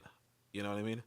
But anyway, so let's see this. It says so this is why because I tell you like for instance so this is the reason this is one of the reasons why I even brought up this is because the sister wants to do a restaurant and I told you so her restaurant might have started off. I don't want to give you guys money amounts because nobody want to talk about money. But let's just pretend. Let's just say it started off with $1,000, right? Um, she earned $4,000. Okay, but after a year of business, she says, "Oh, I need $1,000 to start the business again." You know what I'm saying? And no, in fact, she says I need $1,000, but check this out. If you give me 1,500, and again, these are not real numbers. I'm just giving you, an example. If you give me 1,500, I could have a big restaurant because that's what I really want. I want to have a big restaurant, and it's like you shouldn't get a big restaurant if you had $1,000, you earned 4,000, and you lost 4,000, or you earned 4,000 in profit. Because I asked her how much she made a day. Let's say, so let's say to give the 4,000 in profit. Let's say she earns, I guess that'd be like $10 a day, right? No, not about $10 a day. Well, like $12 a day. So she earns $12 a day or some shit, and so you multiply it, and it's like 4,000 or some shit. Now again, I don't know the exact number, but you get what I'm saying, right? Um, uh, so she earns $12 a day, and again, that's small money for us as Americans. That's big money in Africa. Okay, but and that's why I tell you guys you should definitely consider repatriating. Because if you can make $12 a fucking day, you're good, right? And of course, if you work online, you can definitely make $12 a day. But anyway, so my thing is this though. So she earns, and again, these are not real numbers, so it might be a little higher, it might be a little lower, but I don't want to, I don't think it's not good to talk money, right? But my thing is this: you make the $1,000, or you make the $1,000, or you make $4,000 profit, right? Because you make $12 profit a day, right? And then you have $4,000. Where did it go? And then you're like, hey, if I start this business again, I want to do $1,500. I want to start with $1,500. No. What you need to do is figure out how to earn. Because see, if I give you $1,000, I just lose $1,000. I don't get nothing from that $1,000. Now I could easily turn that $1,000 into $2,000 in the same year. You understand? But like I mean, if I wanted to, or whatever, I could even just take that $1,000 and keep $1,000. You know what I'm saying? Like I don't have to even fucking earn anything off it because I already have $1,000, right? But I give you $1,000, you're supposed to flip it, and even if you're not gonna give me back $1,000, you shouldn't ask me for $1,000 again. You know what I'm saying? Like if you're in business. Now, if you're not in business, I get it. But I probably wouldn't give you $1,000 to jump. I'd probably just give you, $300 or some shit. You know what I'm saying? But if you're in business, yeah, you ask for $1,000, and you earn $4,000, you shouldn't be asking for no $1,000 again, and you definitely shouldn't be asking for no $1,500, because what you're gonna do with it, because what that tells me is that after your business, you take that $1,500 and you make $6,000, let's say, or you make $7,000, right? Because you really really good. What happens after the year? Oh, I need $1,500 again. So what the fuck am I giving you $1,500 for? You're supposed to. I know it's pretty direct, right? But you're supposed to take that $1,000, earn the 4,000, right, and put uh, 1,000 at least into continuing the business. Okay? But of course, like I said, a lot of people, what we do is I'll just read the quote. Actually, I didn't read it, but it says, "It is unfortunate too that the educated Negro does not understand or is unwilling to start small enterprises which make the larger ones possible." So one of the things that the sister was telling me, she was like, "Look, instead of doing a restaurant, what about we do like, let's say, I'm just making up something because we were building a house, so it's kind of pretty explicit. But like, let's say we do like a house building business, and that would cost so many, so on and so forth. But not even like house business. Let me say like I want to not say it, but let's just say like a hardware store or some shit, right? Or auto repair, right? And like her reasoning is, when she went to the auto repair store, they would like the clerk was telling her, "Oh yeah, auto repair makes good money. You just need to start off with a little bit of capital, and when you got that little capital, you can just multiply, blah, and so forth." And it's like, lady, you were successful you were quasi successful in the restaurant business, because I know some of you guys are saying, look, and that's what I told her too. You weren't successful if you weren't able to continue the business. Right? If you spent all your money, then you weren't really successful. However, because you earned 4 times as much as the investment, you were successful, or you could have been successful if you just had the sense not to give away all the money to your family and all that shit, right? But again, you should, but you shouldn't. Let me see what the comments are before I think. Bill McCarty says, "What about the people they tried and survived? The people that kicked their ass? Y'all sound too scared for me. Y'all tried to avoid the unavoidable." The people they tried and survived. Well, again, like I said, I don't know the situation you're talking about. If you're talking about, it depends on what you mean. Like, if you're saying somebody wants to just have a skirmish with you, just have a shootout with you and see who, and then walk away, that's different from somebody who wants to kill you. You know what I'm saying? Like, if and like I don't know who you mean because when you say the shit hits the fan, like that's different. Shit hits the fan implies to me, at least in my mind, is you're saying, what if every white person wanted every black person dead? You know what I mean? Or if every white person wanted me dead. You know what I mean? That's different. Like if all my neighbors wanted me dead, it's kind of like I'll put it this way. In fact, if you're married to a woman and she wants you dead, you're probably gonna die. You know what I mean? Like if you're married to a woman, and I'm not saying the woman's stronger than you. I'm not saying the woman is whatever. What I'm saying is that if you're married to a woman and she wants you dead, you're probably going to die. There's and it's like that's pretty much it. So I don't know what the situation like you have in mind of something happening, like let's say tomorrow, where you say like, yeah, fuck it, we're gonna lynch this guy. And again, there are a lot of examples of white people trying to lynch black folk, and some black folk come through to stop the lynching. Absolutely. There are a lot of examples of black people winning skirmishes. Absolutely. Nat Turner, real talk, could have ended slavery in Virginia. You know what I mean? With 6 black folk. That's very true. But again, it's like for this thought experiment, I don't know the circumstances at hand. You know what I mean? So like, if you're like, again, if you're like my neighbors who don't even know I'm here, I don't even know I'm here. If they suddenly wanted to, gut me like a fish, yeah, I don't know their capabilities. I know my capabilities. But what I'm saying is that, how outnumbered I am, it's that's like actually the rule of the. I mean, I want to say being outnumbered is one of the rules of society. Like one of the rules of society is that when you're outnumbered, it's very like I could even say it this way. In fact, the Japanese are really big on this inside their cartoons, right? But they would say even a martial artist, like a master martial artist, can't take on 3 fighters. 3 competent fighters. They can't take on 3 competent fighters at the same time. That's what they say. They say even a master martial artist like can't yeah, just it's not practical. Now, I'm not saying that regardless of circumstances, I see. Brother McCall, I can say, you know, somewhat, but you even sometimes tell the story. You like, I'll say it this way: you say the story. You say when you had to fight a couple of people, you didn't think you were going to win. Now, granted, you did. You said you could mess up one person, and granted, you survived the day, obviously. But it's like, like even you say that there are some fights you can't win. You know what I'm saying?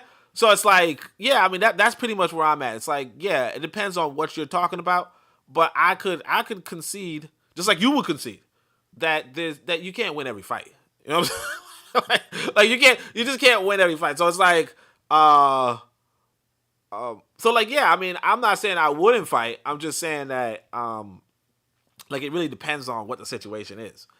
But sometimes it's actually, like sometimes, I'll put it this way. One time, these kids were trying to, like, I think I said I was the greatest. I shouted out I was the greatest. I was like, I'm the greatest or something like that. And then I don't know if it meant something to these gangbangers, but these kids wanted to smoke. Like, they wanted to smoke, because I said something, and I don't know if it meant anything. And they were like really wanting to, box. And of course, me at the time, I'm a young man. I'm like, look, I could take on a kid. But my son's mother sitting next to me like, no, stop. You can't, don't try to antagonize those kids or whatever, because they might have weapons. And the kid, on the other hand, who was trying to antagonize me, his friends who, they were clearly, part of some gang, right? They were like, yeah, let's not, they were trying to tell the other guy to stop antagonizing me. But the whole point is that, yeah, if you get into a fight with, if you get into a fight with, like, even like 13-year-olds, who are armed better than you, or even like I put it this way: somebody says this in a knife fight. Like, if two people are fighting with knives, like nobody really wins. You know what I mean? Both of you are gonna take serious damage in a knife fight. Not even like a gunfight, but in a knife fight, both of you are gonna take serious damage. So I think like militaristically, yeah, I mean, yeah, I get being ready, but I'm just saying, like, it really depends on the circumstance. It really depends on the circumstance. Well, I might be a little bit off topic, but it really depends on the circumstance. So I agree that we should be ready, but it's like, there's certain things you just can't be, like there's certain things an individual can't do. It's like the Rambo movie is just a Rambo movie. But he says, look, so this is why I wanted this lady to pick up on. I know I said, listen, she's just probably sitting there like, what the fuck this guy got me listening to this for? It's unfortunate too that the educated Negro does not understand or is unwilling to start small, which makes the larger ones possible. And again, this is time and time again. These sisters are telling you, hey man, I need X, Y amount of money so I could be successful in things. And it's like, why would nobody should loan you this kind of money? Because one, you haven't shown a record of being good with money. And two, you don't even know the business that you're trying to get yourself into. So he goes on, he says, if he cannot proceed according to the methods of the gigantic corporations about which he reads in books, he does not know how to take hold of things and organize the community of the poor along lines of small businesses. Okay? What we're trying to do is what the giant corporations do. Okay? We're trying to do what the giant corporations, because like I said, this sister's like, I want to do a restaurant. No, she's like, either I do a big restaurant that I can't afford, or I do a hardware store. Have you ever worked in a hardware store? No. But I know it has good money because the security, because the lady in the front, the secretary told me it's good money. She doesn't work there. She doesn't own the business. She's a secretary, and she said it's good money, so it must be good money. And it's like, sweetie, you don't know the hardware business. You don't know how to get hardware clients. You don't know how to. You told me, because she was helping me build a house. You told me that you were shopping with the wrong people for the majority of the house building. It cost me millions well, not millions in shillings, but it cost me thousands of dollars more because of that blunder.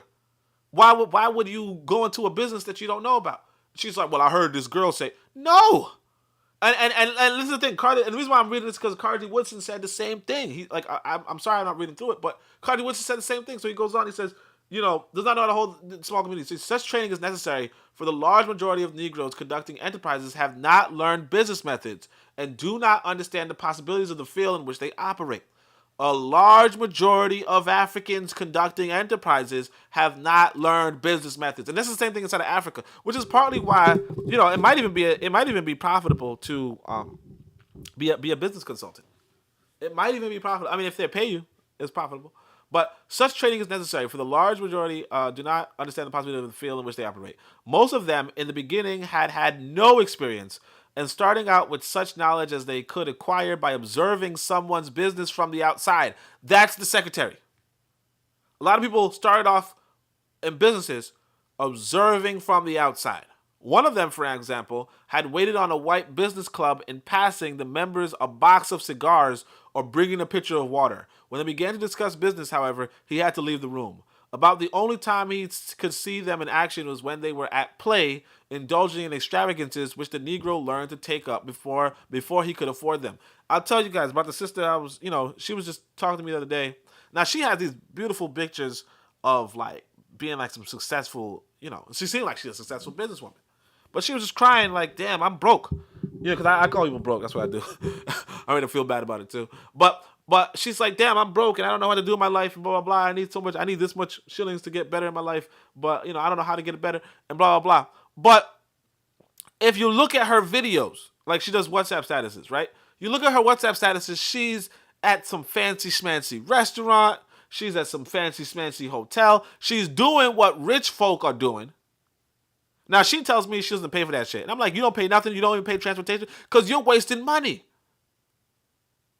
And like, you guys see me, I didn't comb my hair. I don't even comb my hair. I don't spend a fucking dollar on my hair. I don't spend a dollar on my hair. I haven't bought new clothes in a decade. Yeah, in a decade. Only kind of new clothes I bought. I mean, I did buy some new gear to just look a little better. But I did buy some stuff in Africa. That was like $12. Okay, that was like $12. These people, on the other hand, they have fresh new bags, fresh new shoes, fresh new this, and they don't got no money. And again, I'm not bragging about the money I have because I don't really have that much money, but I had a lot more money than these people. You know what I'm saying? I had a lot more money than these people, but it is like I told you, I was dating a woman who had her son. She was proud of her son's shoe collection. She was proud of her son's shoe collection. And that's the thing. But anyway, let's keep going. Negro businesses thus, I just looked at the comments, no comments. Negro businesses thus handicapped, therefore, have not developed stability and the capacity of growth. The capacity for growth and stability. Again, like I said with the sister, she gets $1,000. She earns $4,000, which is, guess what? That's growth and that's stability. But guess what? She runs out of the fucking money. Now, of course, her story is, they changed the rent, they increased the rent, so on and so forth. That's fine. How much money do you have left? Nothing. You got nothing left? No. But of course, again, her mother did get sick, so I know she did help her mother out. And I know this, I know that, and she wanted to help her father out, and she wanted to do this. She wanted to be that good, daughter to her family. That good sister, that good cousin, that good whatever. You're good at all that shit, and then you ask me for money. You understand? Now, of course, I don't mind. Because I personally, I think if you could take $1,000 and make $4,000 in a year, you actually did pretty damn good. I think you actually did pretty damn good. Because it's hard, even in America, to do that. One, because $1,000 is baby money, right? But another thing is because it's just hard to multiply your money. In a saturated environment. And of course, I would like if she didn't ask for any more and she just, the profit, but it is what it is. That's how life is. That's how life is. So it says, Negro businesses thus handicapped, therefore not yet developed stability and capacity for growth. Practically all worthwhile Negro businesses which were flourishing in the 1900s are not existing today. How did this happen? So again, he's talking about 1933. He said in 1900, there were a bunch of flourishing black businesses. They don't exist. How did this happen? Now again, this is the thing I can appreciate about Carter G. Woodson. He's not blaming white folk. A lot of us would look at the data, we'd look at 1900s businesses, we say 1933 there's no businesses, and we'd blame white folk. He's not blaming white folk. And the thing is this is the father of African American history, or the father of black history. Okay? This is the father of black history, and he's telling you, look, I'm not blaming black folk. I'm going to look at who the freaking business owners are. I'm not going to blame white folk. I'm going to look at who the business owners were. So he says, practically all worthwhile Negro businesses which were flourishing in the 1900s are not existing today. How did this happen? Well, Negro businessmen have too much to do.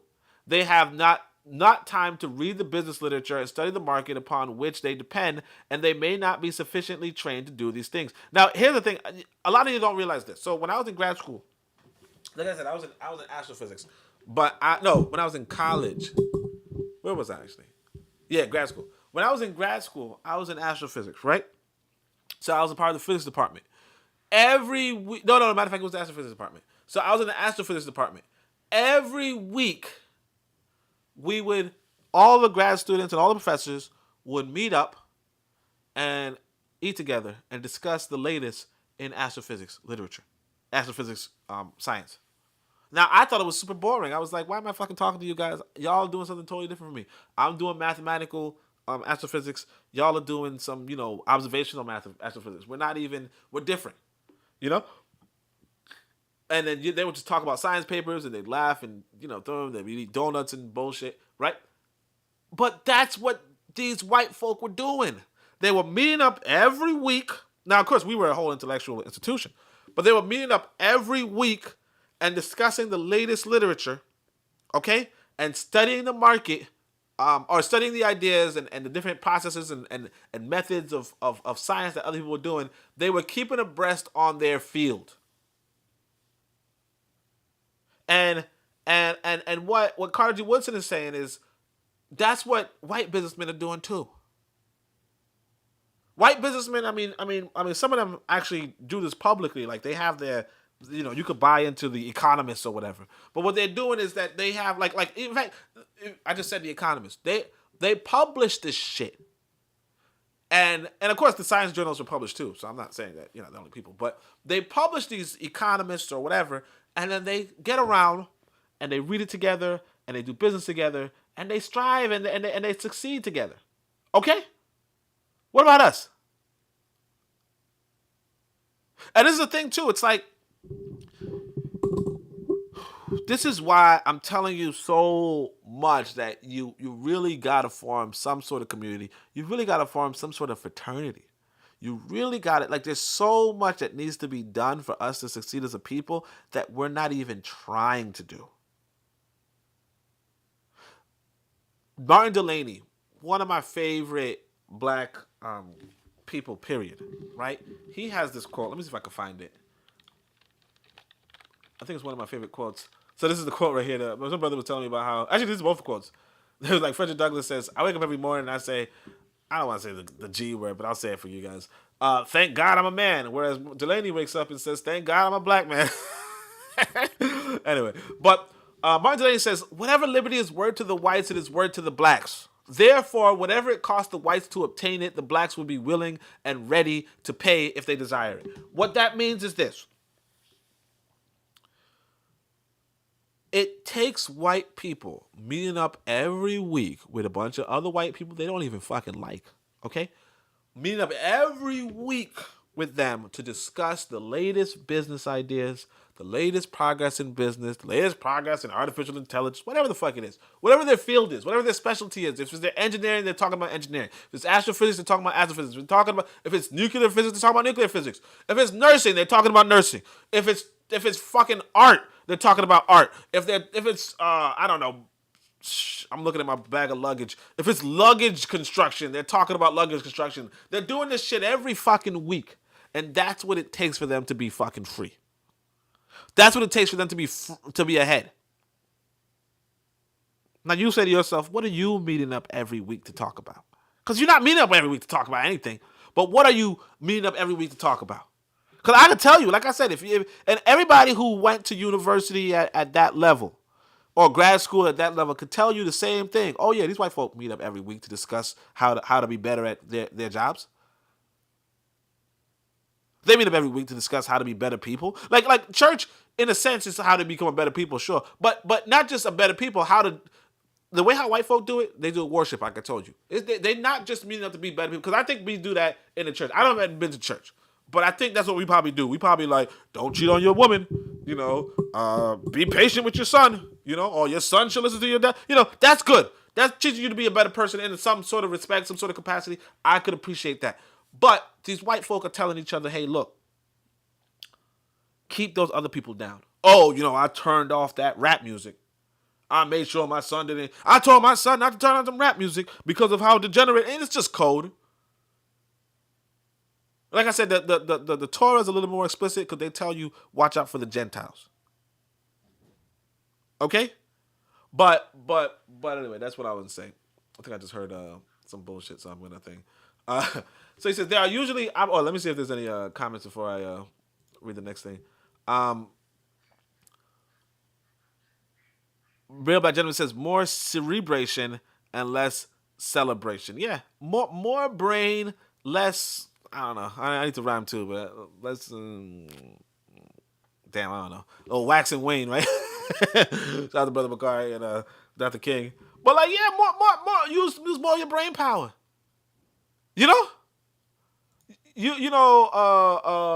Your mind instead of your behind. You know what I'm saying? Use more of your mind and less of your behind. And look, it's like I don't mind. Like obviously, I don't mind black folk using their behind. I don't mind that at all. Well, I mean, unless you're using it the wrong way, but still, I don't mind. But what you have to do is you have to use your mind. The Negro College Fund or whatever said the motto was a mind is a terrible thing to waste. That's it. A mind is a terrible thing to waste. Just stop wasting your mind. Like I didn't tell you guys this, but one time I bumped into this brother. So back in elementary school, me and this other brother, this Haitian brother, best black students in mathematics. Okay, our rivals. Like we didn't know who between us was the better math student. Technically, when we were applying for the specialized high school, I scored better overall on the test, but he scored higher on math than me, right? But honestly, I was the guy who won the school's math award in elementary school. Okay, so I was the top dog. All right. I didn't, and actually, even though I won the school's math award, I did not win the class math award. It went to some Chinese kid, right? Because the school, so the city. I won the city math award. So the city didn't know what I looked like. You know what I'm saying? The city gave me the highest award. My teacher, who knew what I looked like, was like, "No, we give it to the Chinese kid." But either way, back in elementary school, it was me, this Chinese kid, this Russian kid, and this Haitian kid, right? We were the best math students in our class, right? I see this kid again. He's not a kid. I see this my classmate again. He recognizes me. I recognize him. He's talking to me. I don't know what the fuck he's saying. He's boring. He can't talk about nothing. He goes, "Oh, so I see you coming up from Target. I see you shop at Target because I had a Target bag on me. Now I was coming from another supermarket, but I just happened to. And I was like, "Oh, what's wrong with that?" He's like, "Nothing. I'm just talking." I'm like, "Okay, all right, man. Have a nice day." You know what I mean? Like, you ain't got, he ain't nothing to say. Nothing. There's no. I mean, if you could read his posture. He wasted it. He wasted his gift. You could read his posture. You could read his conversation. You could read his sociability. He gave up his gift. A mind is a terrible thing to waste. He was personified. And actually, the reason why I got off of Facebook was because of this brother a long time ago. He didn't do nothing to me. Well, but he put up a post one day. He said, they killed Johnny or some shit. They killed Johnny. I'm going to kill them back. I'm going to get revenge on Johnny. And I was like, yeah, I'm not being on this fucking app. You know what I mean? like you got my childhood rival in astrophysics, in mathematics. My childhood rival is talking about killing another black man over some black man being killed because they're all trying to kill each other over nothing. Right? That's the freaking world that we grew up in. And like I said, you see him, and he's like living with his mom. You can't even ask about his wife. He's living with his mom, and he's helping him with the grocery, and he got his car. Just some old bum shit. can't converse, can't hold a conversation, can't whatever. I don't want to talk too much bad about them because word could travel around. But what I'm saying is that that's what it is. Mind's a terrible thing to waste, but that's how our people are living. And this is why, like I said, I'm promote my book again. Part of my book is telling you, hey, use your fucking mind. Get your language skills to the top level. I know I stuttered for the first time saying that, but yeah, get your language skills to the top level. A lot of us don't care for our language skills. We don't even know. But like I said, I got screwed over because our language wasn't good in Swahili. But even if you don't learn Swahili, learn English to the finest refinement. Okay, and I'm not just saying this. Marcus Garvey says the same thing. He says learn the fucking grammar. You could be creative with your grammar, but learn the grammar, learn expression, learn the language, and of course, like I say, go to Africa because a lot of times we say, "Oh, look how we're so impressed when somebody's speaking our language." But if you go to China and you start speaking Chinese pretty good, they're impressed with you too. You know what I'm saying? If you go to Italy and you're speaking Italian really good, they're impressed with you too. Everybody's fucking impressed if you know how to fucking speak the language masterfully. Everybody is. You're not the only one impressed. Oh, this woman can speak Igbo. Yeah, you're impressed with that. Cause why the fuck Oni can't? They are usually operating in a dark or by a hit or miss method. Like I said, this is how the businesses are. Even in Texas, like I said, I was time helping this lady with her business. And yeah, she's like, oh, I'm gonna, when this holiday's coming up, and I'm gonna, like I tell you, man, I had to do like an accounting breakdown of how much profit she's making off of what she's selling. This other sister, right? And actually, I did that with the sister in the restaurant too, and both of them have products that are way below the percent of profit that you would expect. So, like for instance, let's say with the restaurant, she was selling chicken for 20% profit. So she'd buy the chicken for, let's say, 4,000 shillings and sell it for 5,000 shillings.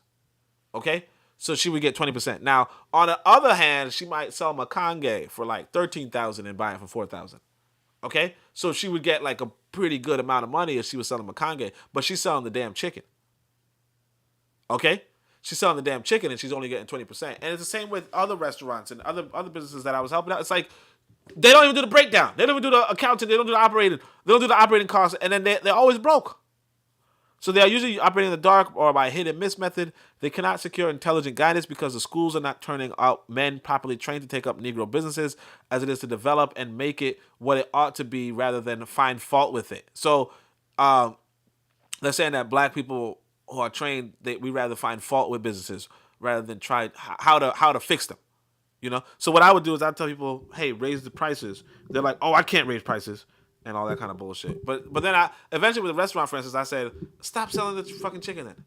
Just stop selling the chicken because it's 20% profit and just sell makange or sell it with the chips. But don't sell chicken by itself because you're getting robbed, right? They cannot secure intelligent. Oh yeah, sorry. So too often when the founder dies, then the business dies with him, or it goes to pieces soon after he passes away. For nobody has come into sufficient close contact with him to learn the secrets of his success, in spite of his handicap. So even if somebody was successful, they might not pass on their secrets, right? Let me see if there's any comments. No comments. All right. So we're going to keep going. He says, the businesses among Negroes, too, continues individualistic in spite of advice to the contrary. The founder does not take kindly to the cooperative plan and such business education as we now give the youth does not make their suggestions to their effect convincing. If the founder happens to be unusually successful too, the business may outgrow his knowledge or become too unwieldy in his hands, may go to pieces by errors of judgment, or because of mismanagement, it may go into the hands of whites who are usually called in at the last hour to do what they can call refinancing, but what really means the actual taking over of the business from the Negroes. The Negro then finally withdraws their patronage because they realize that it is no longer an enterprise of the race and the chapter is closed. So what happens is white people come along and like white people, I'll put it this way, white people. Or even like I'll tell you guys, like I'll say it this way. Some sister was telling me because she like, let's say she decorates people's houses and shit, like interior design and shit. So to do interior design, she can find better art pieces from like let's say the Chinese or some shit. Okay, I don't know. I shouldn't be telling you guys this, but I'm telling you guys anyway because I'm that guy. All right. No, I mean this is just common sense. This is common knowledge. But the point is this. Yeah. Eventually, now of course the Chinese might probably don't do this refinancing thing, but what I'm saying is that white folk, if they want your business to succeed better, they can find cheaper products than you can. Okay, so like for instance, let's say if I have one of the things that Malcolm X pointed out was that a lot of the so-called businesses in black communities were retail businesses that were selling retail goods. Okay, so they're buying the soda for $1 and they're selling it to you for $1.25. They're getting that 25% profit, which again I think is too small, but it is what it is, right? But you could easily buy the soda for $1. Now, white folk are buying the soda for 40 cents. Okay? So they're buying it for 40 cents and they're selling it to you for $1. You're buying it for $1 and you're selling it for $1.25. Now, black folk don't want to buy from you because you're selling it for $1.25. That's one. And two, you're not going to be as successful as that white boy because you're selling it for 25% profit when he's selling it for, I don't know, 120% profit. You know? And again, that's not a good estimate. I hate that. Yeah, whatever. But you guys get what I'm saying. Okay? The white boy's just going to make more profit off of whatever he spent, and you're going to make less. The point is this. If a white boy comes along and says, hey, look, the problem with your business is that you're selling this soda for $1.25. That's clear, right? And the reason why you're selling it for $1.25 is because you're buying it for $1. But how about you buy it for 40 cents and you sell it for $1? Then your business will be better. But he's like, oh, how can I buy it for 40 cents? Well, if you got my wholesale code, right, then you can buy it for 40 cents. Or you can buy it for 60 cents, 50 cents, right? And so basically this white boy can get you cheaper products. He can get you selling cheaper. He can whatever, but eventually you're no longer necessary. I mean, you was never necessary. You were doing some dumb business. You were a little successful because people wanted to support you, but eventually, they don't have to. And the thing is this, how wholesale works, I want to explain this too. So like, because I had to engage myself when I wrote my first book. Like, because right now I sell a book on Amazon, but one of the plans was to buy a whole bunch of the books, like print it, keep it, and then sell it myself, right? The trouble with that is this. In order to get the cheap prices for selling books, so like Amazon might print your book for like, let's say, $1 each, right? But if you want a publisher, or not a publisher, but a printer to print your book, they will print it for, let's say $3. Let's say between 40 cents and $3 each. Okay, they'll sell it. If you just want to buy one copy, they'll sell it to you for $3. If you want to buy 100 copies, they'll sell it to you for $3. If you want to buy 1,000 copies, they'll sell it to you for $2.50. If you want to buy 10,000 copies, they'll sell it to you for $1.40. If you want to buy 100,000 copies, okay, they might sell you for for 40 cents. But then that means you have to sell 100,000 copies to get that rate. Whereas Amazon, they're gonna sell it to you for $1, but you don't have to buy any. You know what I mean? So that's why it's a pretty good business model. But that's why you might go to Amazon instead of they'll print by demand instead of getting a printer, because the cost is proportional to how much you buy. It's the same with the wholesaler. But if you're not buying as much, you're not going to get that good price. Because a lot of people, it's like how you negotiate. They're like, okay, I could see, you could give me $5,000 and I could do that for you. But if you're just like, oh, I only got, but they're like, if you're going to give me $300, you better give me $300 for that. As opposed, you guys get what I'm saying. Some of you know what I'm saying. If you guys don't know what I'm saying, that's fine. You know what I mean? It's actually fine at this point. But anyway, no, actually, you can ask a question. So anyways, this is the last paragraph. So if you guys want any more comments, now's the time. Otherwise, I could just end it. But it says, of all of the failures of the Negro business, however, are not due to troubles from without. Often the Negro businessman lacks common sense. So he's like, look, it's not just white folk. It's also the businessman. The Negro in business, for example, too easily becomes a social lion. He sometimes plunges into leadership in local matters. He becomes popular in restricted circles, and men of less magnetism grow jealous of his inroads. Okay? He learns how richer people of other races waste money. Now, again, this is the most important thing. You don't want to be wasting money. He builds a finer home than anybody else in the community, and in his social program, he does not provide for much contact with the very people upon whom we must depend for patronage. Right? He's no longer, among the consumer class, if you will. Not consumer class, but the consumers. His consumers. He has the finest car, the most expensive dress, the best summer home, and so far outdistances his competitors in society that they often set to work in childlike fashion to bring him down to their level. Now, I feel like there was more to this, but that's pretty much the whole article. So let me see if there's any comments. I think I actually been speaking for too long, so I don't have to. So I'm not gonna thing. Um, but yeah, okay. So that's pretty much it, though. I appreciate everybody for coming through. I mean, I don't know what you guys think about that, but yeah, what he was saying at the end, he's like, we tend to go for the luxurious life, and that's one of the things that I'm going to talk about in this next book. That realistically, like I said, even Adam Smith said it. And if you really talk about the quote unquote small hats, you talk about the Jews. One of the things that they're popular for being is cheap. And they make jokes about it. Oh, they're so cheap. They're always looking for deals. And so on and so forth. Yet they have all this money. Yeah, the reason why they have all this money is because they're cheap.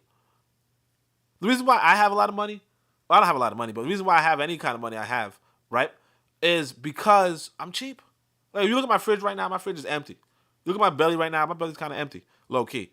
And I'm not saying you should do that. I'm just saying that I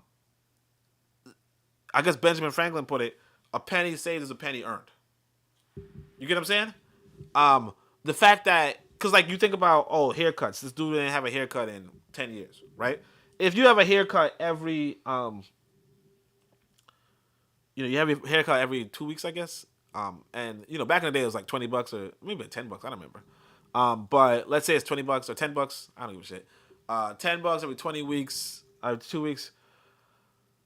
I said I'm kind of hungry. Look, $25, $250, whatever. Add up 20 years, $2,500. It's not that much money, I guess, but like that's still money that you have. It's still money you have. So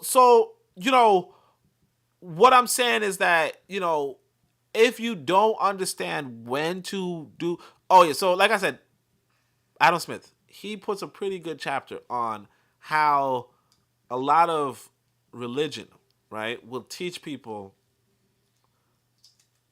try to live moderately, try to live in moderation, try not to, try not to be too debaucherous and drink and do because and he's like a lot of poor people like that because they can't even afford it, and so it makes them feel better, like it makes them feel like they're doing something good, while really they just can't afford that lifestyle, and of course that lifestyle would destroy them if they because they can't afford it. Like drinking all the time and smoking all the time and having sex with multiple beautiful women, right? That you can't afford that if you're poor.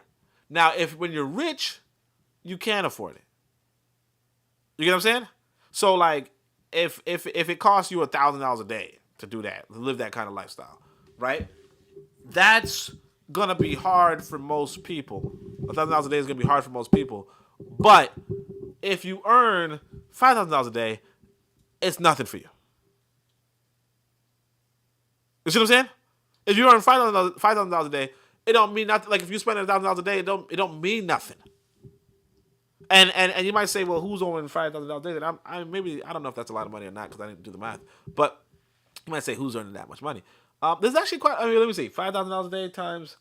Well, we're gonna go by 5 days a week. We're gonna go by 5 days a week. So, and again, I think there's like 54 weeks in a month. I don't remember exactly, but I think it's 54 weeks. So let's just say 50 weeks, right? 50 weeks times. So 5,000 times 5 is 25,000, right?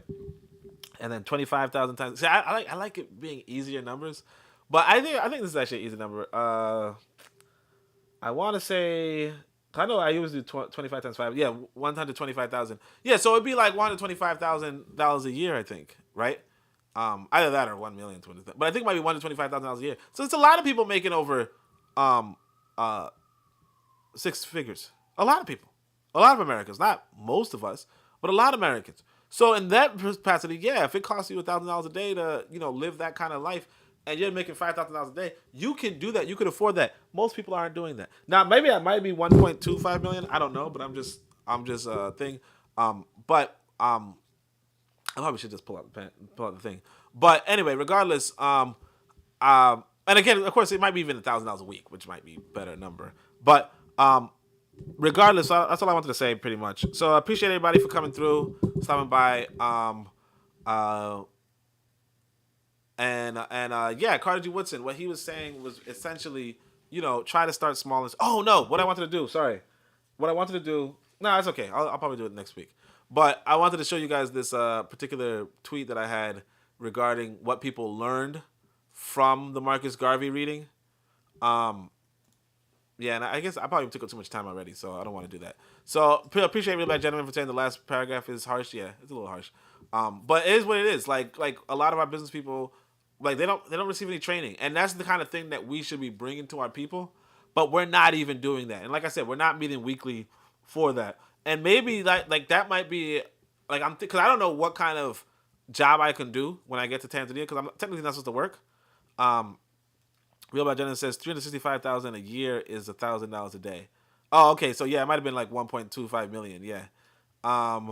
So yeah. So it might have been 1.2, but like some people are making more than 1.25 million a year. Like the people like Donald Trump. You know what I mean? Like Bill Gates.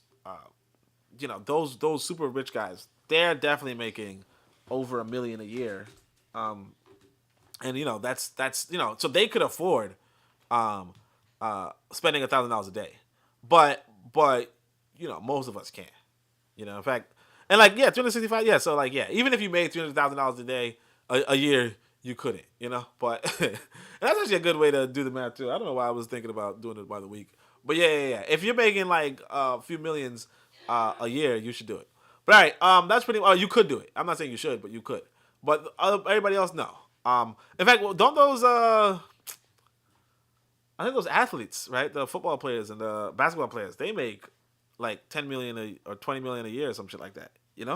Like they're actually making that kind of money, so they could afford it. And that's what Alan Simpson was talking about. He wasn't talking about athletes per se, but he was like, yeah, a lot of the rich people, the lords of the land and all that kind of shit, they were making that kind of money back in the day, and they were doing that kind of shit.